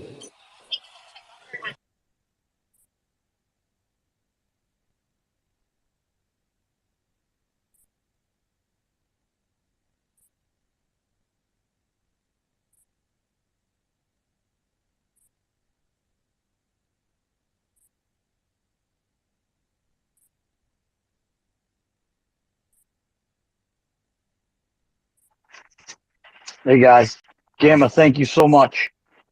I'm very interested, but I have no clue. Would you suggest I don't do it? And biggest concern I would have is that my pulse will remain secure. Well, the second question of your PLS being secure relies 100% on you maintaining the 24-word seed phrase that you get generated, right? So that's on you, like always. And then you can absolutely run a validator. You can learn how to do it. It is not that hard. The pulse will sit on my hardware wallet. Is that what you're saying? I don't have. I control it. No, you're okay. You run a program called the Deposit Staking CLI. In that, you generate your deposit file. You create your validator keys. In that, it generates 24-word seed phrase, like on the program, like on your computer, and you write that down. You write down, stamp it in the seal, just like you do, like you would a hardware wallet. When you deposit in the launch pad, you get a deposit, stake and deposit JSON, like a file, and you drag that to the launch pad, and then you generate the transaction to deposit each validator individually, like 1, 2, 3, 4, 5, whatever. And wherever your PLS is, give your hardware wallet, whatever, you're connecting that to MetaMask. So basically, your hardware wallet connects to MetaMask. MetaMask is connected to the launch pad, generates a transaction, and now you deposit all your validators. And how you get your PLS back is, down the road, you take your 24 seed phrase and you generate your withdrawal keys. So you withdraw your PLS back to your wallet with your 24 seed phrase. It's not connected to a hardware wallet, right? It generates a separate 24 seed phrase that generates all your validator keys. So if you watch my videos on my Substack, like the Validator report, I actually talk about all of that, and you can see like on the screen and stuff to get a better understanding of that. That's on your YouTube channel? My Substack. Go to my link tree in my profile, and go to my Okay. Substack. And All for right. free, you can watch all my videos on being a validator. And Goerli, as an example, but they work the same way on PulseChain. So I All have right. like a 5-part series on being a validator. Understand that's in my example videos from Goerli. I haven't done one for PulseChain yet, but I will. But I haven't done it yet. Most people do this to create more pulse for themselves. Will this give me passive income potentially? You will generate PLS for yourself by running a validator. Every day you'll get PLS at some amount. I can't, like right now on testnet, you're getting 21 per day, but that's not the real number. That the real number is going to be higher than that. But we gotta, like, they gotta refine the numbers and push out the new stuff on testnet. Richard tweeted about that a few days ago. Your Does audio's that kind get of wrecked there, Gamat.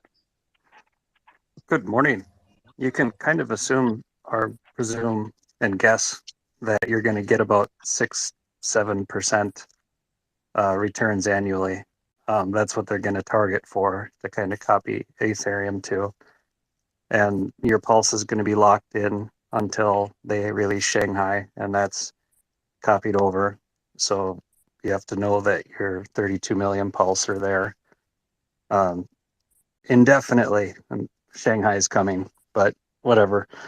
And then another cool thing you can do that nobody's talking about is you go on Craigslist and you can recycle a really badass old server and spend a couple $100 on one of those. And yeah, it could be broken, but most times they're running just fine. You can spend Guys, less than a new NUC for a server that'll basically be on vacation running the pulse validation. guys, these days there is malware that it installs itself in the BIOS and it persists over BIOS updates. So even if you update your BIOS, it will still be remain there. So I don't know how well it is to do this. You cannot get rid of that shit basically if it's infected.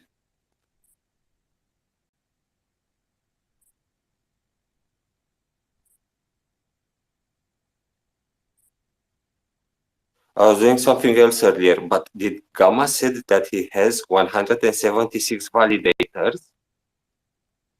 Yeah, probably on some test net somewhere. I don't know. That's Yeah, but you need 176 times 32 million for that. yeah, you could do that. Definitely. Oh, that's Yeah. when you get into the whole putting all your eggs in one basket, and then you get into actual server blades where you have redundant systems and everything's protected, and you have more advanced auxiliary power units and all sorts of fun things. But yeah, I'm referring to the sacrifice size to do 176 validators. You need to put like $100,000 or something in the sacrifice. And like almost $1 million or some shit. The coolest thing was looking at it and being like, yeah, well, take one for the team. I just want to support it. And then Richard Hart tweeted a couple days ago that, yeah, there are expenses in running these fucking things. And it is, there needs to be a better reward, basically. So I think it's going to be, excuse me, just waking up. I'm such a lazy fucker. It's like 11 o'clock. There is going to be, I think, a significant incentive to start running nodes because we really do need them. We're like, 4,000 something right now. And then you're going to have the professionals kick in once it's up. And we'll probably have, I guess, within the first week is probably 8,000. But you're going to have to you're going to have to incentivize it to deploy it. And that's critical. So I think you're going to be able to see some gains off of it.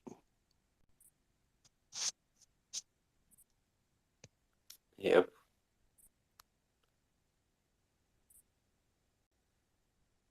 I'm still thinking if I should go and buy a workstation to do it, or I should repurpose a secondary laptop that is capable enough to do it and just remove the battery from it so it doesn't sets the house in fire or some shit.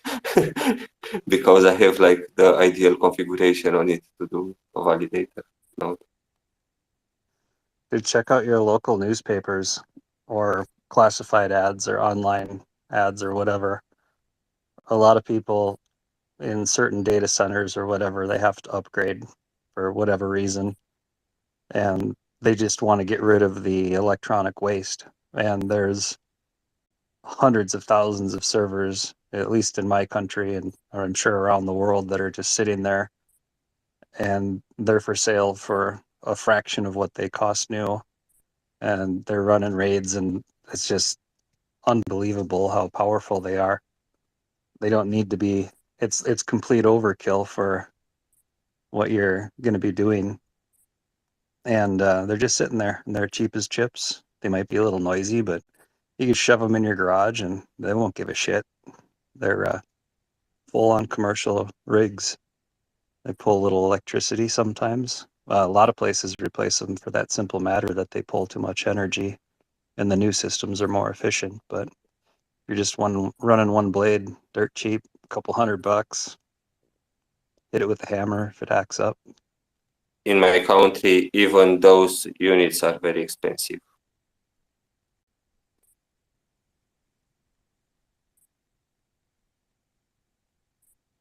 Yeah, we're kind of spoiled over here.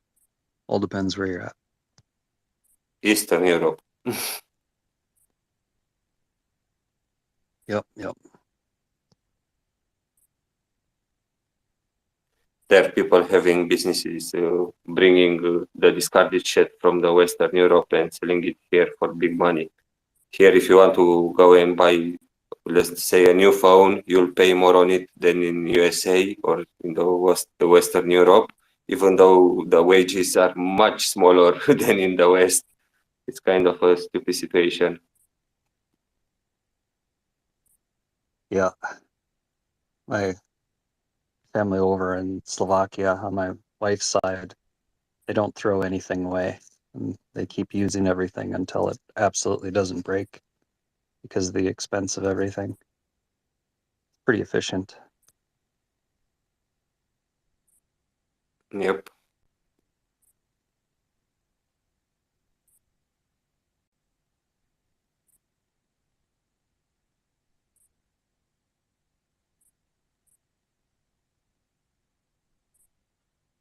How's it going today, Eco? Good. Much better than the last 2 days. For some reason, I've been fighting depression or something. Like just feeling down energy, repositioning, rethinking, you know? Is it the spring funk that everybody gets? I don't know. I'm wondering if it's like midlife crisis that I never have experienced before.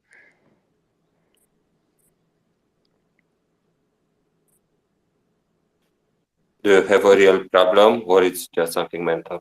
So you should just man up. Think there are people that have real problems.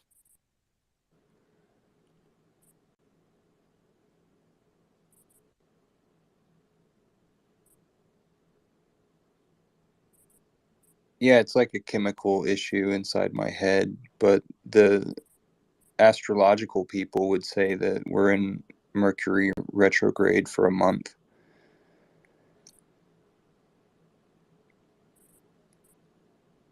So anyway, doing well today. Earlier,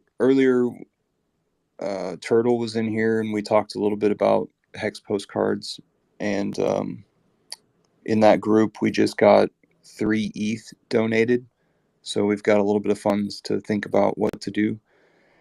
And so I'm working on some architecture stuff right now, which I wish I wasn't at all. But looking through my files, I found some inspiration. I'm pretty talented with SketchUp these days, making 3D models. And I remember that there's chicken coops that I'd like to model and get out there online for downloadable plans. Like a friend of mine down the street built a chicken coop that's a really nice model. And then also I'm interested in making a very, very simple shack on skids, meaning I can always claim that it's a mobile unit. So hopefully we won't experience a bad drought this summer, and I'll stay positive. There we go. I don't remember if we had a conversation previously on your SketchUp. Are you planning to build from that, or it's just to show, just to visualize how this is going to look? Or are you using just the SketchUp for that? Because if you planning to build something, it's just a word of advice. I wouldn't use SketchUp because you cannot really build from that. If you're building something, and if you want to create like BOMs or BOIs from that, so. I've been doing it for a while, creating construction drawings from SketchUp. So the smaller projects that I just mentioned, they would, have my knowledge backed behind it of every little intricacy in the design. But whenever I do it for construction documents, then I pretty much have everything combed out. I understand the ins and outs. I've been doing it for quite a few years. And that's actually what I'm having to do right now is Have you tried different open softwares? up paper space. Have you tried different softwares or? Yeah, I have, and a lot of them are annoying and confusing, and True. A lot of them prioritize office environments, like tons of people working on everything at once.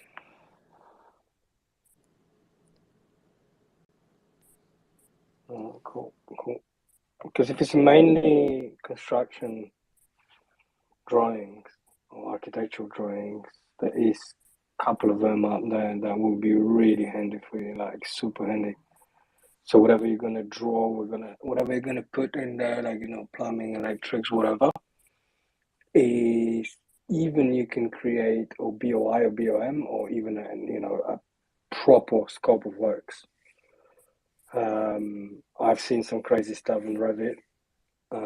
It's a bit more tech intense, I would say, but saves a lot of money and a lot of time when you're trying to, set in tender or whatever. I don't know what kind of scale is your project, but yeah, it's what I've heard from people who are using this type of softwares. Yeah, I only take on projects that I can manage myself. Cool. I'm an unlicensed architect, so I can only do yes, so large of that's you. projects underneath the state. That's you. We had to chat about And it, right? yeah, we and did. and I must have mentioned in this chat that whenever it was that I used Revit, I found myself freezing a lot of the frames and drawing over the top of them. And so whenever it is that you go and edit the model, it doesn't even change with the frame anyway. But I understand what you're saying by electrical and plumbing. Because the projects are so small, that stuff's all in my head and comes out once on the computer. And then, like anything with construction drawings, all you have to do is get it within 1%. And the contractor who is building the thing is already going to know how to do it at best practices. So you just make space for it. Oh, okay, cool. So there's quite a few ways of approaching projects. But yeah, you're saying that the Revit was freezing in you and you had difficulties with it. Maybe your operating system was not compatible to. No, it's not that. It's that you create viewports to view the model that you're working on with Reddit. Yeah. And I found myself often freezing those viewports in order to draft over the top of them. And so then whenever that happens, if you go and update your model, it doesn't update that viewport because you've drafted over the top of it and you've frozen it.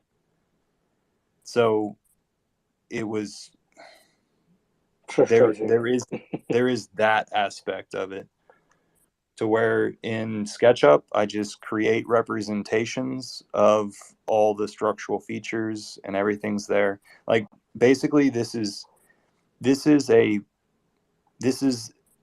a pin in my side, but a hammer to the to the whole industry. Like sitting down and drawing this bullshit on the fucking computer and being a CAD monkey and having that position in the office that stunts people's growth, and like I hate it. I hate this subject. But some people love drawing. I want to get away from it. I absolutely want to divorce myself from AutoCAD and this way of operating. Oh, cool. And In the Hood is down there laughing because he knows exactly what I'm talking about because he's been a CAD monkey before. So anyway, thank you. I appreciate it. Maybe in my next life I'll be interested in looking at technology. Because I've been playing around with Revit, and for architecture, I would say it's very decent. It's very complicated software, very complex, I would say. But when I module like a small house in there just for fun, I found stuff very handy, like super handy, like stairs layout, stud works. It's literally off the library stuff. Depending what library you're gonna select, it's super simple. Yeah, it's just my experience. And I hate. Well, you're saying you hate to be a monkey. I love drawing, and I love to draw. It's time consuming. I love drawing as well, but the monkey part is there is a position in the office of inputting stuff into the computer. Yeah, no, of course. If you are able to put your creativity into that in your project, so you're responsible for every aspect of the design, layouts, and everything. That's a different story, right? Totally different. But if you're a CAD monkey in an office, then you're asking your boss, when can I ever be able to do something that I have say in? No, of course, but if you're working on a big scale, if you're building a massive project and your deadline is really tight, you need hands to work, right? So then it comes to a very powerful tool as Autodesk integration, right? So you can work on the same drawing with 5 or 6 people. I've acknowledged that in this. Yeah, you've been in the field. You know what I mean. Exactly. But yeah, making, as you said, being a monkey in the office. I never done it that way, but it sounds, and I've seen it. Studios where it was 20 plus architects, and they were sharing projects and doing all day inputs and stuff. And that may be boring because you have no input with creativity. Like you are responsible for certain projects. You always get someone on top of you telling you what to do and etc. Well, I've seen instances where people have complained. They've complained to me, but they haven't complained to their boss about how this project was supposed to be their project to design, rather than so much of the oversight from the principal architect. I think that's an issue with who is running the show. I had the same thing. So when I was trying someone to help me with the drawings and explaining something, and if I didn't see the spark of creativity, it was waste of time. honestly, because you could explain many times and they couldn't catch up. So, you know, my industry is a bit more complicated, to be honest with you, because, you know, we're making every design different, every piece is different. You need to find out new techniques, or you have to use a different softwares to convert that into, you know, DXFs and G coding and etc. So, but yeah, but I totally get what you're saying. Totally get what you're saying. Yeah, that was pissed off on me as well when I told them it's going to be day project, and they spent 3-4 days, and there was nowhere. And yeah, me or another guy had to jump on and literally resolve this in a day. Or I'm not trying. I'm not trying to say I'm you know, great, but I know how much stuff should take, and it's quite difficult to find someone that will literally communicate with you or with the clients really smoothly. And yeah, I know what you mean. But doing stuff on your own when I was working on my own was way easier. Way easier because, you know, when you employ someone, when you work with someone in a team, you literally in the beginning for the first like 6-7 months, you need to run your stuff and you need to run their stuff in order to check if everything is, you know, up to date and everything is fine, the client is happy, etc. So many factors, but yeah.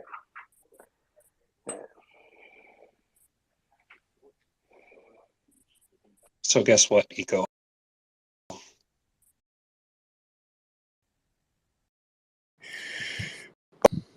Who is it that said that? Oh, Uvex? Yeah. You're young, you're healthy, you're doing what you want. Don't get into your own head. Do whatever the fuck you want with your engineering, engineering, and go treat yourself today. If you're starting to feel like you're in that funk, just pause and I don't know if you meditate or pray or whatever the fuck, but you know, give yourself a good half hour of fucking nothing. Turn everything off and just listen to your skull. You know, just sit there and do nothing for a good 30 minutes today and figure out what you want to do to feel good and treat yourself. You're doing everything right, and you work for others freely, promoting Hex and helping others, and you're always doing stuff for others. So do something really fun for yourself today, and you can kind of pull yourself out of that funk. You know, it might even just be a walk with a dog or whatever the hell you're going to do, but you know, always eat right and exercise, take some time for yourself. But it's the spring funk. I deal with this shit too. I get all selfish and weird because the snow is melting, and I know that I won't be able to easily access fresh snow all the time and ski and snowboard and do whatever I want in the mountains. There's kind of a period of hell. So the spring always messes with me. But if you can realize that you're starting to feel like that, you know, just take time for yourself. And it's like self-care day or whatever. And I don't know, some people do retail therapy, some people go on hikes, some people hop on a jet and get the fuck out of Dodge for a while. But you have to realize that you help a lot of people, and that takes a lot of energy. And we appreciate you. Um, Sometimes being that selfless, you know, you forget to take care of yourself and give yourself some time. So I just want to let you know that I appreciate you and you're awesome. And just take some time for yourself and don't go down the rabbit hole, brother. don't go down that hole over there. Hey, thanks for saying that. And I think naturally I've come to that position just looking around, looking through my files, on reminding myself of the to-do lists that I have, and the awesome projects that I've made for myself, and looking around my small little property that I've been planting into around here. It's just this little bit of I don't know, pressure from the universe. in the last 3 days really did get into my head. And I do take time for myself. Every Monday is a spa day for me. Trap Gravity knows about it. J Soul knows about it. Those two have asked me about it. So yeah, definitely working out is something that I haven't been doing for myself as much, and I recognize that. But thanks for your kind words. Yeah, man. If you want to do me a favor, just make a to-do list and then pick out the to-do list and write down number 1 and then write down fuck all for 24 hours. And then you can get your shit right and you don't go down. It's like a big snare. You feel all these obligations and pressures and what have I done with my life? And what am I doing right now? And I said I was going to do this. And you just get so hard on yourself sometimes. It's like, yeah, well, I've already done a lot. That's a tricky one. But depression is real. And I deal with it from time to time. And it sucks. So if you ever want to talk about it or anybody in this room wants to talk about it, I have a couple tricks that'll get you out of that bullshit and get you back up and running. It's like a reset. Sometimes if it gets really bad, it might be mushrooms, but talk about that later.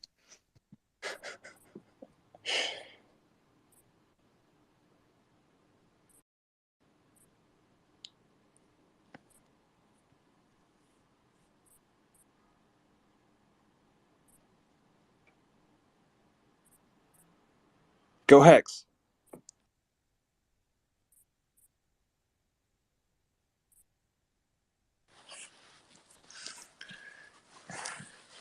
Yeah, some days are better than others. That's for sure. That's for sure.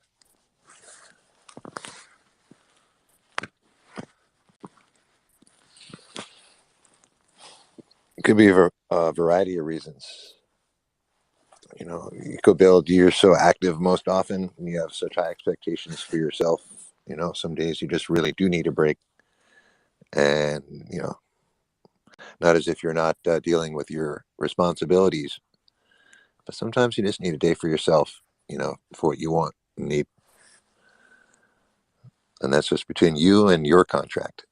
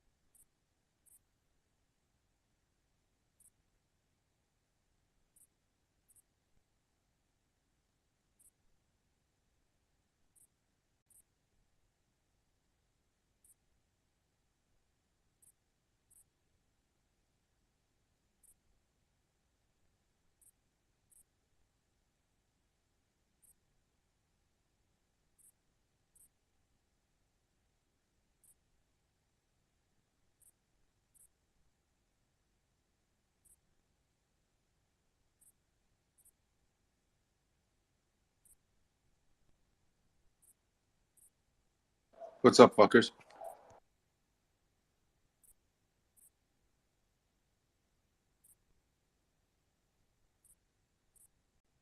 Just trying to get into your vault.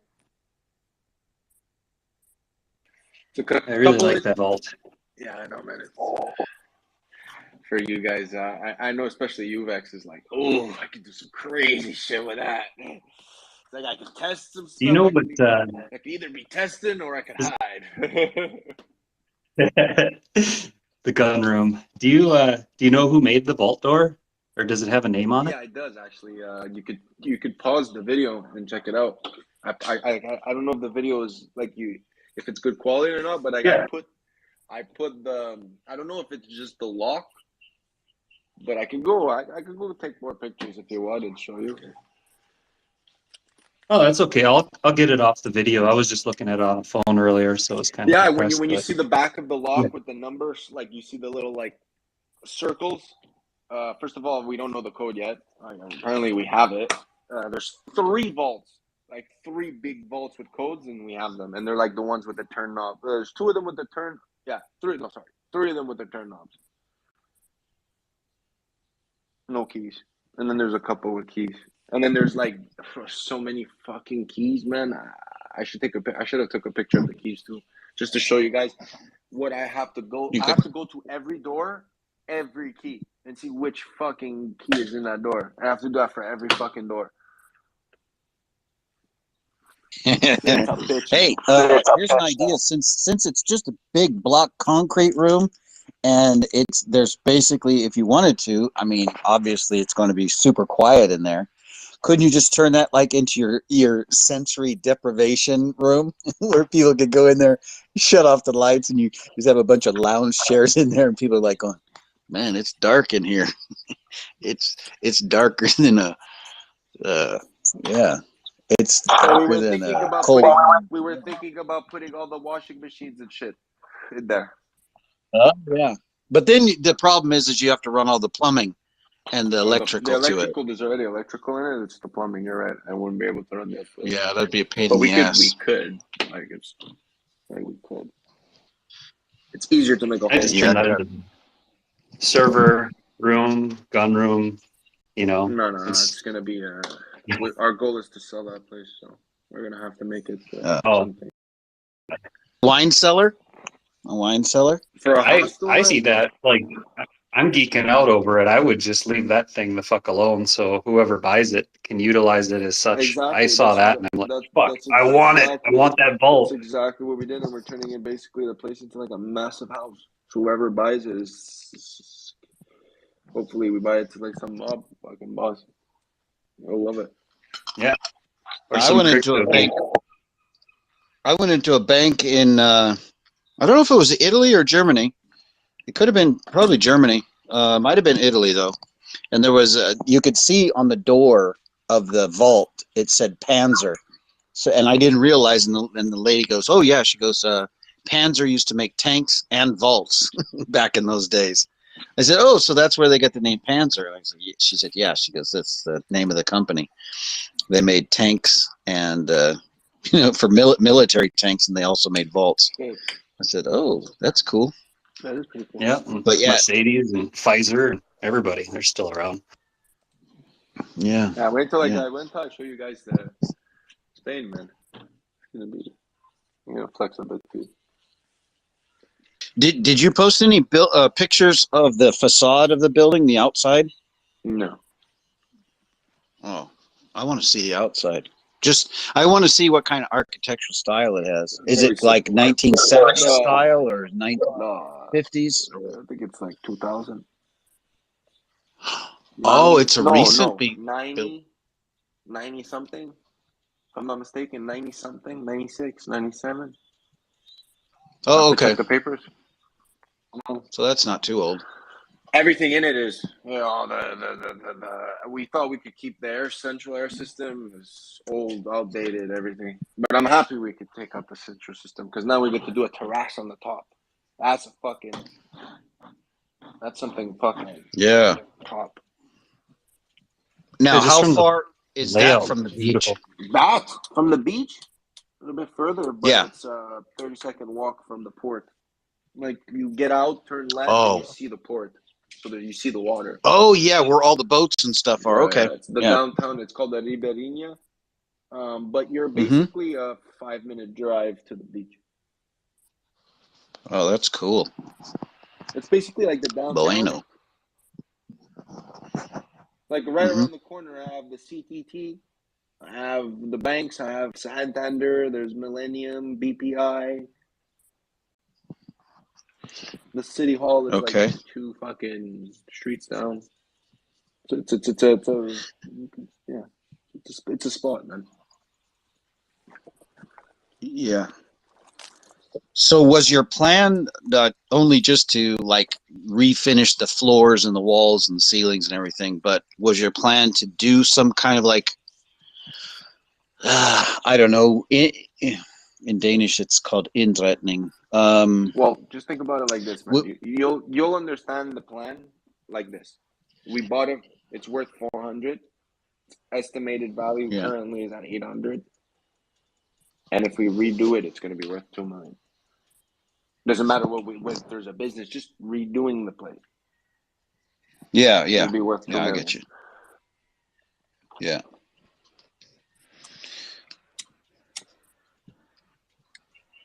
But we jumped on this faster than you could say hello.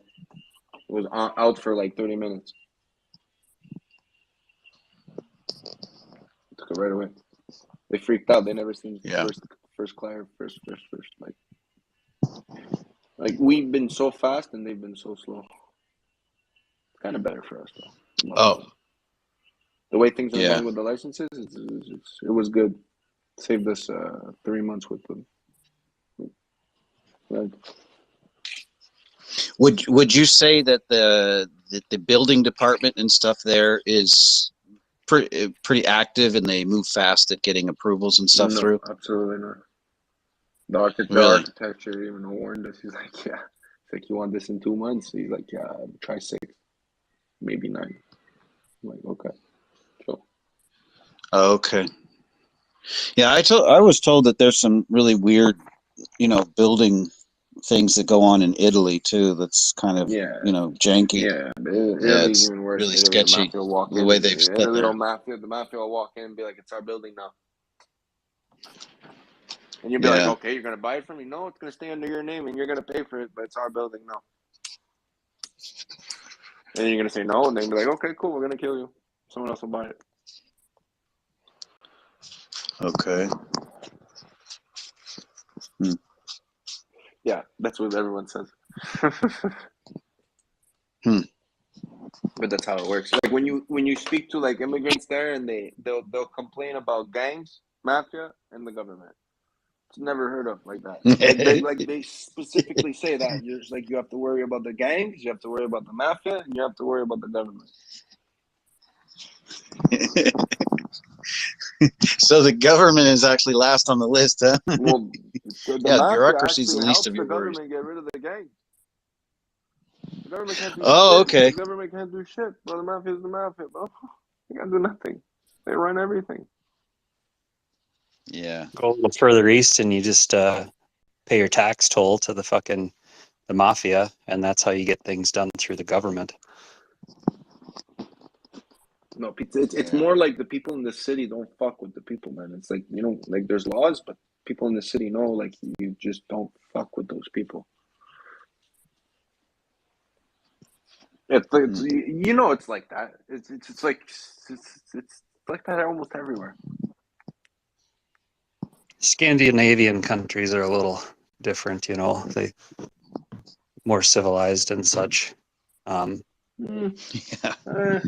Like Eastern Europe, it's a fucking shit show, bro. It's, if you want anything done, you got to grease the hands of the right dudes, and it's just a trick of not letting them know what cards you hold and stuff like that. But you want a permit, you want to build here, you want to do this, pay the fucking fee, especially if you're not a local. Yeah, and you got to catch that right guy and get him and buy him the right fucking wine and just. Yeah, man, here, man. Just read the fucking process, man. Here, man. Yeah, if you can hang with them and drink their Slivovitsa and party with them. They're like, here, they're token American or whatever. Well, Then you're if good. we were in Italy, I would do that, but we're in Portugal, so my friend has to do that because he's Portuguese. Yeah, Scandinavian bureaucracy. I pretty much the building department is like it's like walking into a room and talking to like your best friend. Because when I went to apply for a garage to build a garage, and it was going to be a substantial garage because it had to be a garage and a retaining wall and a terrace all in one. So when I went to apply for the permits, the guy's like going, you way overbuilt this thing. And I go, yeah, but it's going to be a retaining wall. It's going to hold back a lot of earth. And he says, yeah, he goes, that's fine. So, but he just says, here, this is all you have to do. He goes, just make sure that you're, 3 feet away from the property line and you're good to go. And I said, okay, thank you. And he just like stamped my drawings. So he just like, yeah, you're good to go. He goes, go ahead and build it. He goes, I can see that you have some building background. I said, yeah. He goes, well, this thing's over engineered. And I said, yeah, I know it is, but I didn't want to waste any money on something and then have it, some wall crack or have something that I have to go back and repair 5 years later.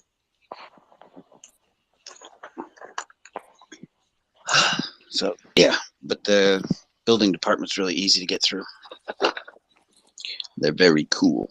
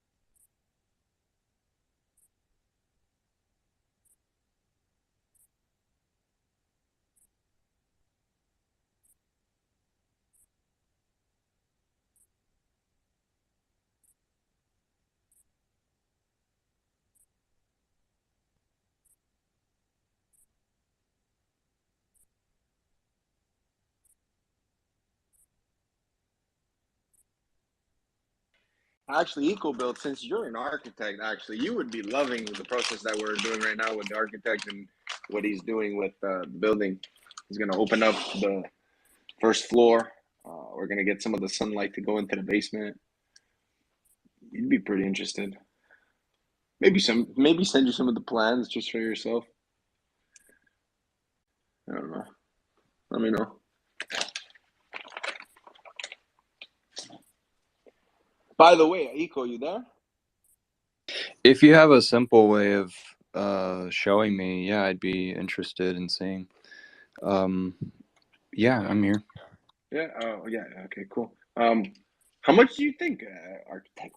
How much does it cost usually? Like in where you work from your parts of the town, like an architect, like just out of the blue for drawing plans of the building. Like let's say I came to you and I was like, okay, here's a building, we just bought it. Here are the plans. Can you redo it for us? This is what we want to do with it.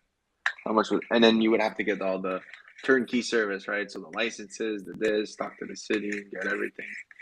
How much would that cost? Right. What some architects do is 10% of the construction materials. What others do is a lump sum, and then others they'll charge by the hour, depending on who in the office is doing the work. And so I've kept my practice really small. It's just me. I've never hired anybody else. And then whenever I do that, I make it to where the owner is the person who's friends with the contractor and has a good relationship with them. And so money never comes to me and then the contractor. Instead, everybody, it's kind of like the chief architect is the owner in the situations that I have. So as far as like how much they would cost, man, things have astronomically lifted since all this growth is happening here in Texas. Of So course, of course. So how much would really an have. architect cost? Just give me a number. I'll tell you how much I'm gonna pay this guy. That's fine. You know, I just want to tell Well, you, like be like, holy fuck, like either they're, oh my god, I'm getting fucked, or holy fuck, look at the good deal I'm getting. I would say if the guy is really good and attention to detail, and he's adding his artistic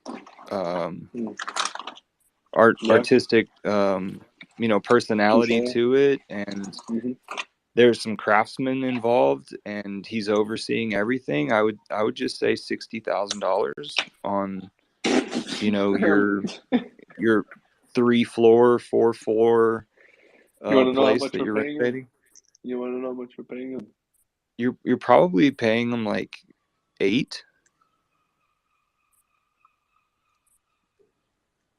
1,000? Yeah, we're paying him 7,800, 7,500. Yeah. Okay, that's good. I was like 60. I was like, holy fuck, definitely getting a good deal. Okay, so Yeah, so a local guy here that that really takes pride in his work and charges a premium. I was just thinking of like one of his projects recently. I heard the owner tell me how much. And then if I was to do the math in my head of you being in Portugal and why you're in Portugal, and wondering how lax the laws are or how easy it is to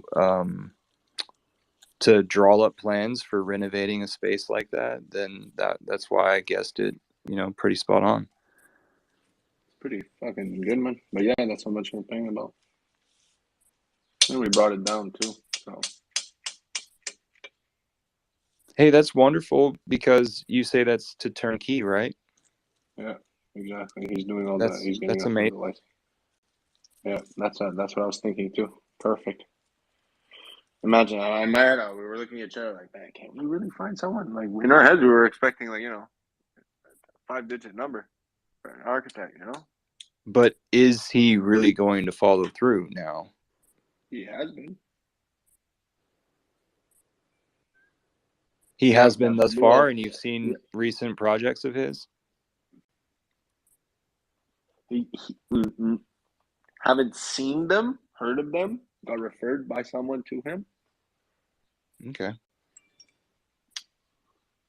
But you're right, we should look at that. I'm pretty sure a partner did look at that. What's important is, in my opinion, the quality of the work coming the contractors. Because an architect needs to keep a reputation, or they need to keep on the move. Well, think about and this. that would be the same with the me. people building it. The contractor is me. Like, I don't understand. Like, contractor mean the person seeing in charge of everything? Are you going to put a hole through your first floor into the basement? Yep. That's impressive. All right.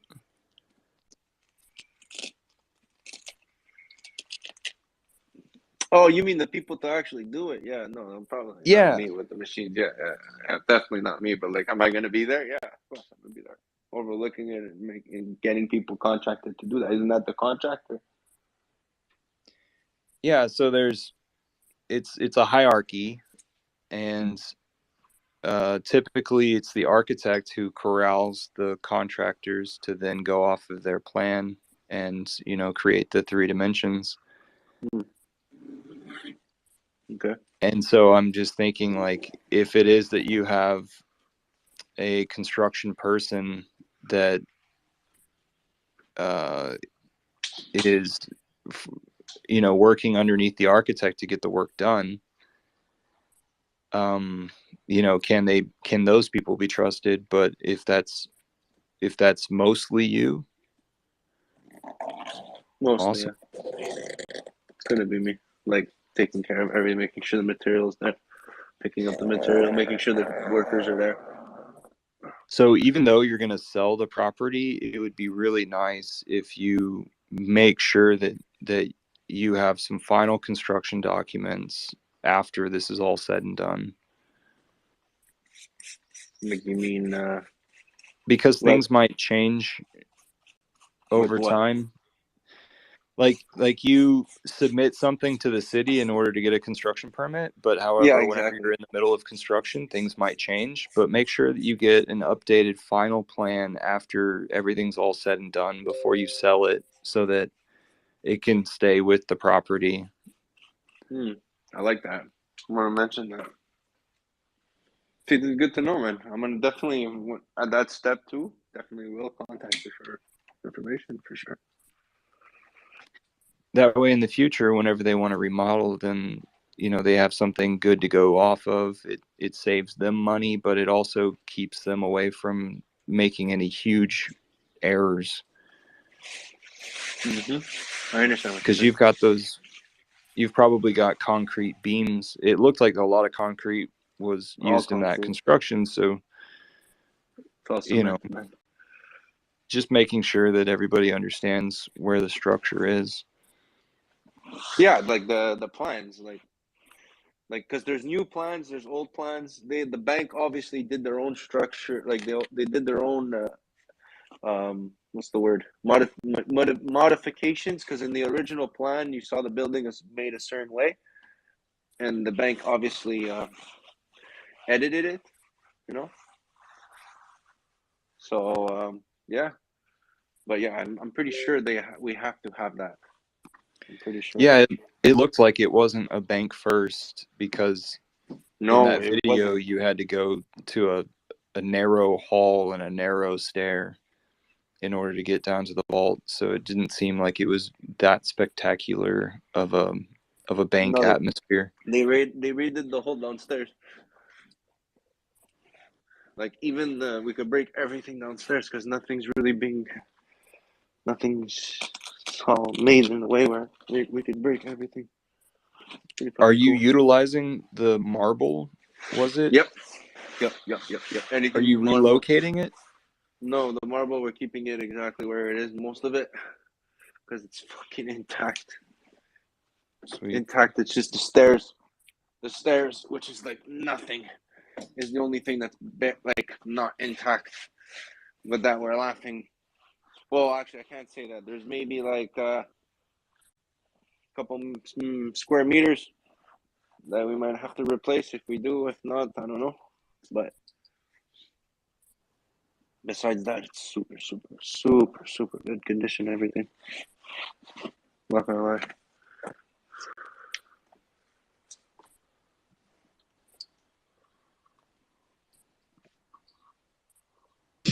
It'd be cool on your grand opening when you have it open for business. If you made it into a hostel or something, you just have like you hire some actors to break into the place with fake shotguns and stuff.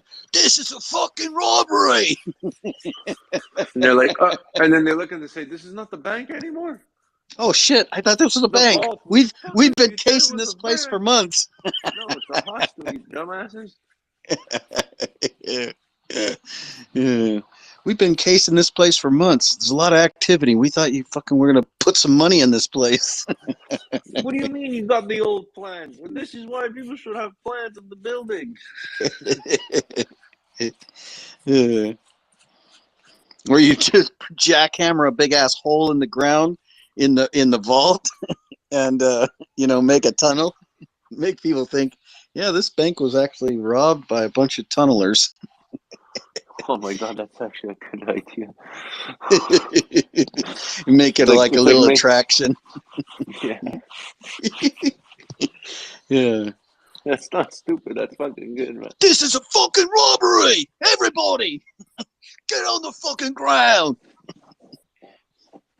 Well, I don't think they'll say it in English, but buy and buy shoe. You know.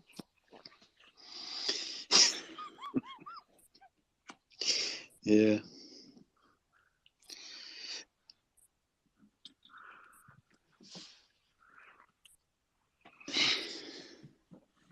Yeah, but that happened. Sorry.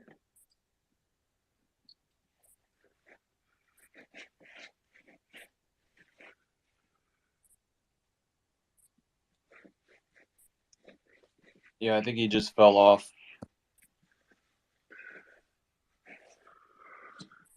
You just fell off the what? The world.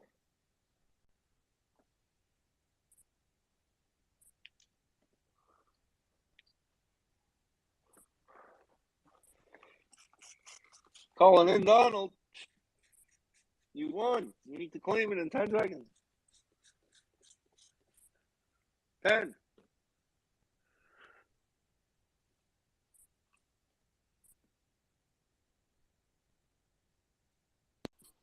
Claim what? Oh, never mind, man. You got a domain name for your hostel? Mm-hmm. You can have the bank run. Name it the bank run. Yeah. Oh, you know what? Then there's also well, there was one in California that I remember, and then there's one here in Denmark. In Denmark, it's called the Contour, which is the office, and then there's a place called the Office in California, and they're both like really nice little pubs, local pubs, and you go in there and you can drink. So if your wife calls, or if somebody calls to say, or if you're going to the club, you go, yeah, honey, I'm going to go to the office, and then they can go, oh, okay, I got you. I'm at the office. Don't bother me while I'm at the office. But you could say, I'm going to be at the bank. Make it into a pub.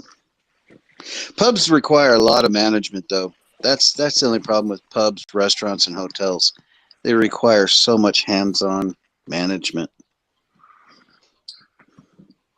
Insurance, all kinds of stuff. But a hostel could be pretty low maintenance, I think. You know, have somebody coming in to collect laundry and stuff like that. But most hostels have, I've never really stayed in a hostel, but don't most hostels have a way that you can pretty much set them up as self-serve? So you give a deposit for clean sheets, and then you just use your own sheets and then put them in a laundry basket at the end of the night or the end of the day when you check out. Thanks for your input, Donald. I have no clue, Donald. To be honest with you, Yeah. it doesn't matter, man. You're gonna have someone there clean the whole fucking bitch. Yeah, Clean yeah, that bitch. yeah. Simple. Ja, you got something to say? I was thanking you for your insights. Oh. Well, thank you for thanking me. Yeah. Thank you for thanking me for thanking you. Yeah. No, I insist you thanking me for thanking you for thanking me. No? Yeah, I want to see pictures of the outside of the building, though. I'm kind of curious what the architecture looks like. 1970s, 1990s architecture. Does it like blend in with all the other buildings on the block, or are all the buildings kind of like really different? No, they blended. They're blended. I went into a beautiful bank in Tuscany one time. It was amazing. They had a skylight that was made of like cut glass. It was like a huge domed glass ceiling, and it was amazing because when the sun was shining, when it was really a sunny, bright day, there was all these different colors shining down on the floor. It was just amazing. Were you in a church? No, it was a bank. It was a really old bank building in Tuscany, Italy. It was built that way as a bank. It was not a church. It was never a church. It was always a bank. But you could tell that it was probably one of the most high-end banks in the area at that time because the architecture was amazing.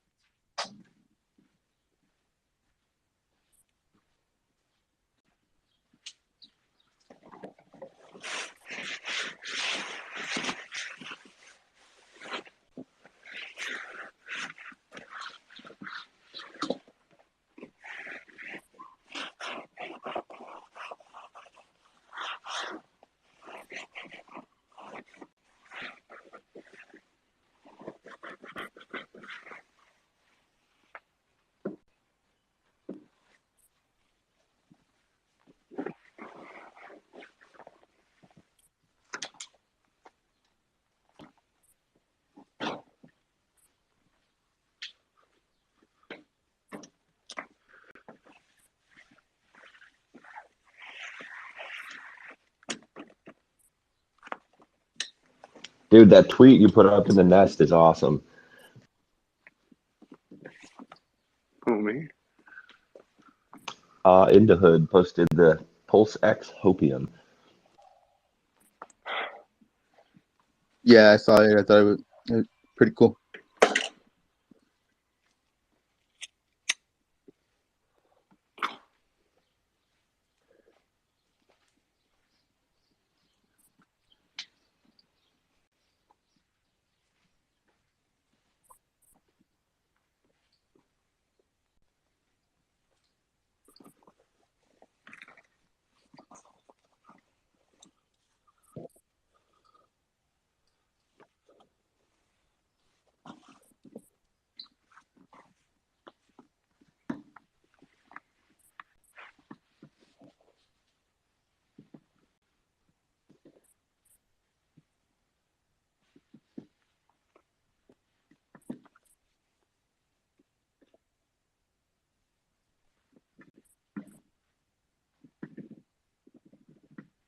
Oh wow.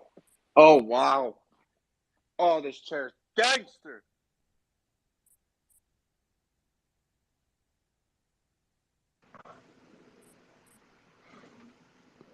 Dude, Famous, now that you have a bank vault, we can all send you our private keys and you can just store them in the vault for us.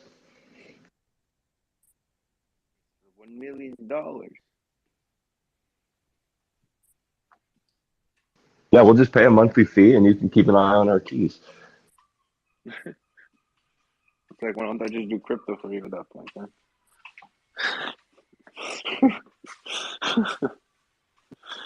No? Well, it could be like auto pay. You just withdraw off of our keys whatever you need for the payments. Or I could just take your signature for apartments. And that's it. Or for projects. If it was condos, Yeah. if it was condos and that could be our little tax haven, that would be fantastic. Well, that's what we're doing already, man. So stack your money, man. You're gonna have the opportunity to do. You're gonna have the opportunity to sacrifice for a piece of the to invest in the business, and the business will have multiple projects. Don't you have to have like ownership of a piece of land? Like, can't Huh? it, What do you mean? or if you want to use it for a tax haven, don't you have to have like property? It can't just be like a share in a business. No, if you have a business, you could get visa. You could get the golden visa.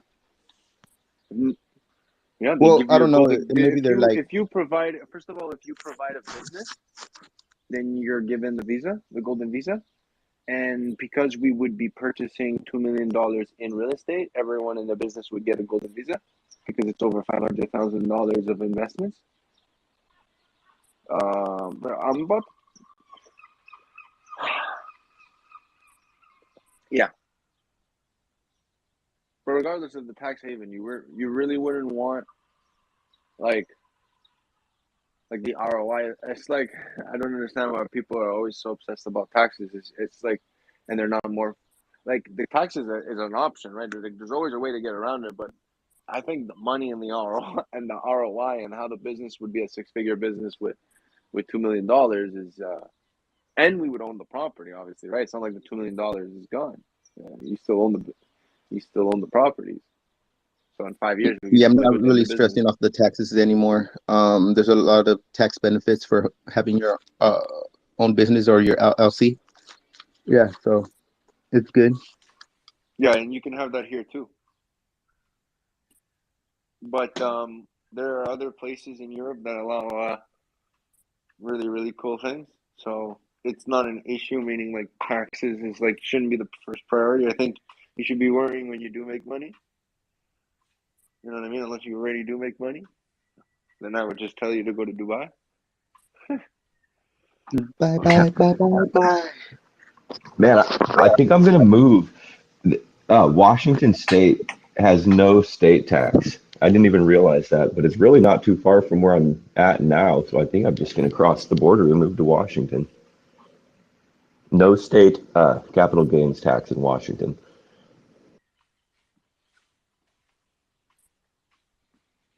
I still think you're getting fucked, but it's okay. Yeah, fucked for sure. But I want to go see my mom and my sister's kids. Of course, of course, of course. Of course, I understand. I'm not saying otherwise. But I just think for taxes, we're getting fucked in North America. But it's okay. That's just, it's not about where you are and what you're doing or who you are. It's more about where we're all located. Yeah, I've looked at Dubai. There's just some drawbacks with Dubai that kind of make it a deal breaker. Well, I think Dubai is pretty good. Like all you need is like 3 million to get a home, or you could start your own business there, which they have like a facilitator, I guess you could call it, or there's people online that actually take care of all of that stuff for you. Yeah, I Yes. think it's a good So option. build a corporate entity there, but don't physically live there.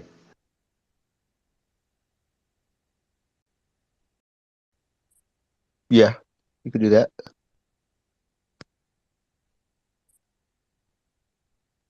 Aren't they really strict about like drinking beer? Nah, man, it's like what is it called? International hotspot. No, that's not the right word for it. I forgot the word for it, but yeah, they're more relaxed about that stuff now. Way more relaxed.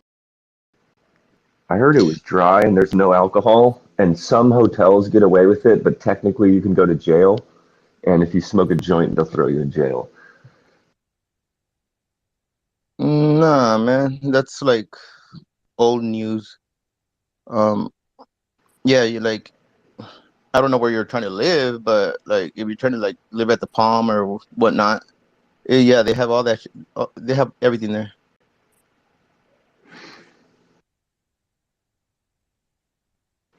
That was from an older, like 10-year-old documentary I watched that they were like highlighting some of the dark side of Dubai. Yeah, they changed a lot. Their tourism like went up ever since like the king changed their like not their views but the rules. They were more lenient now. So yeah, like there's chicks in bikinis and stuff like that walking around and like yeah, it's cool. Way more relaxed.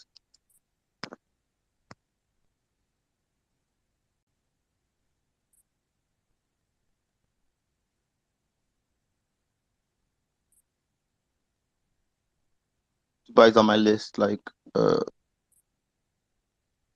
well, not live there, but like probably like spend like 3 months or something like that out there just to get a feel for it. You never know. Probably stay out there in the future.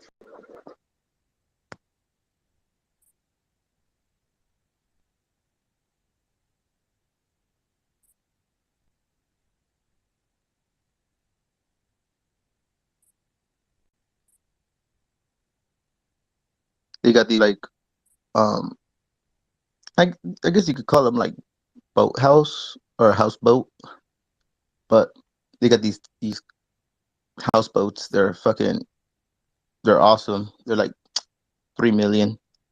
But yeah, they're very nice, very nice. You're right on the water in between the world and the palm. Yeah, it's like stationary, and one of the bedrooms are like it's underwater, so that's pretty cool. Yeah,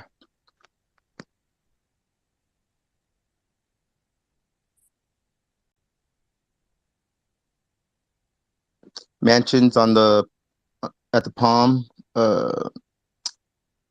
You could get a good one for like 4 or 5 mil. Beachfront, nice, dope as hell. Lambo Barbie lives out there.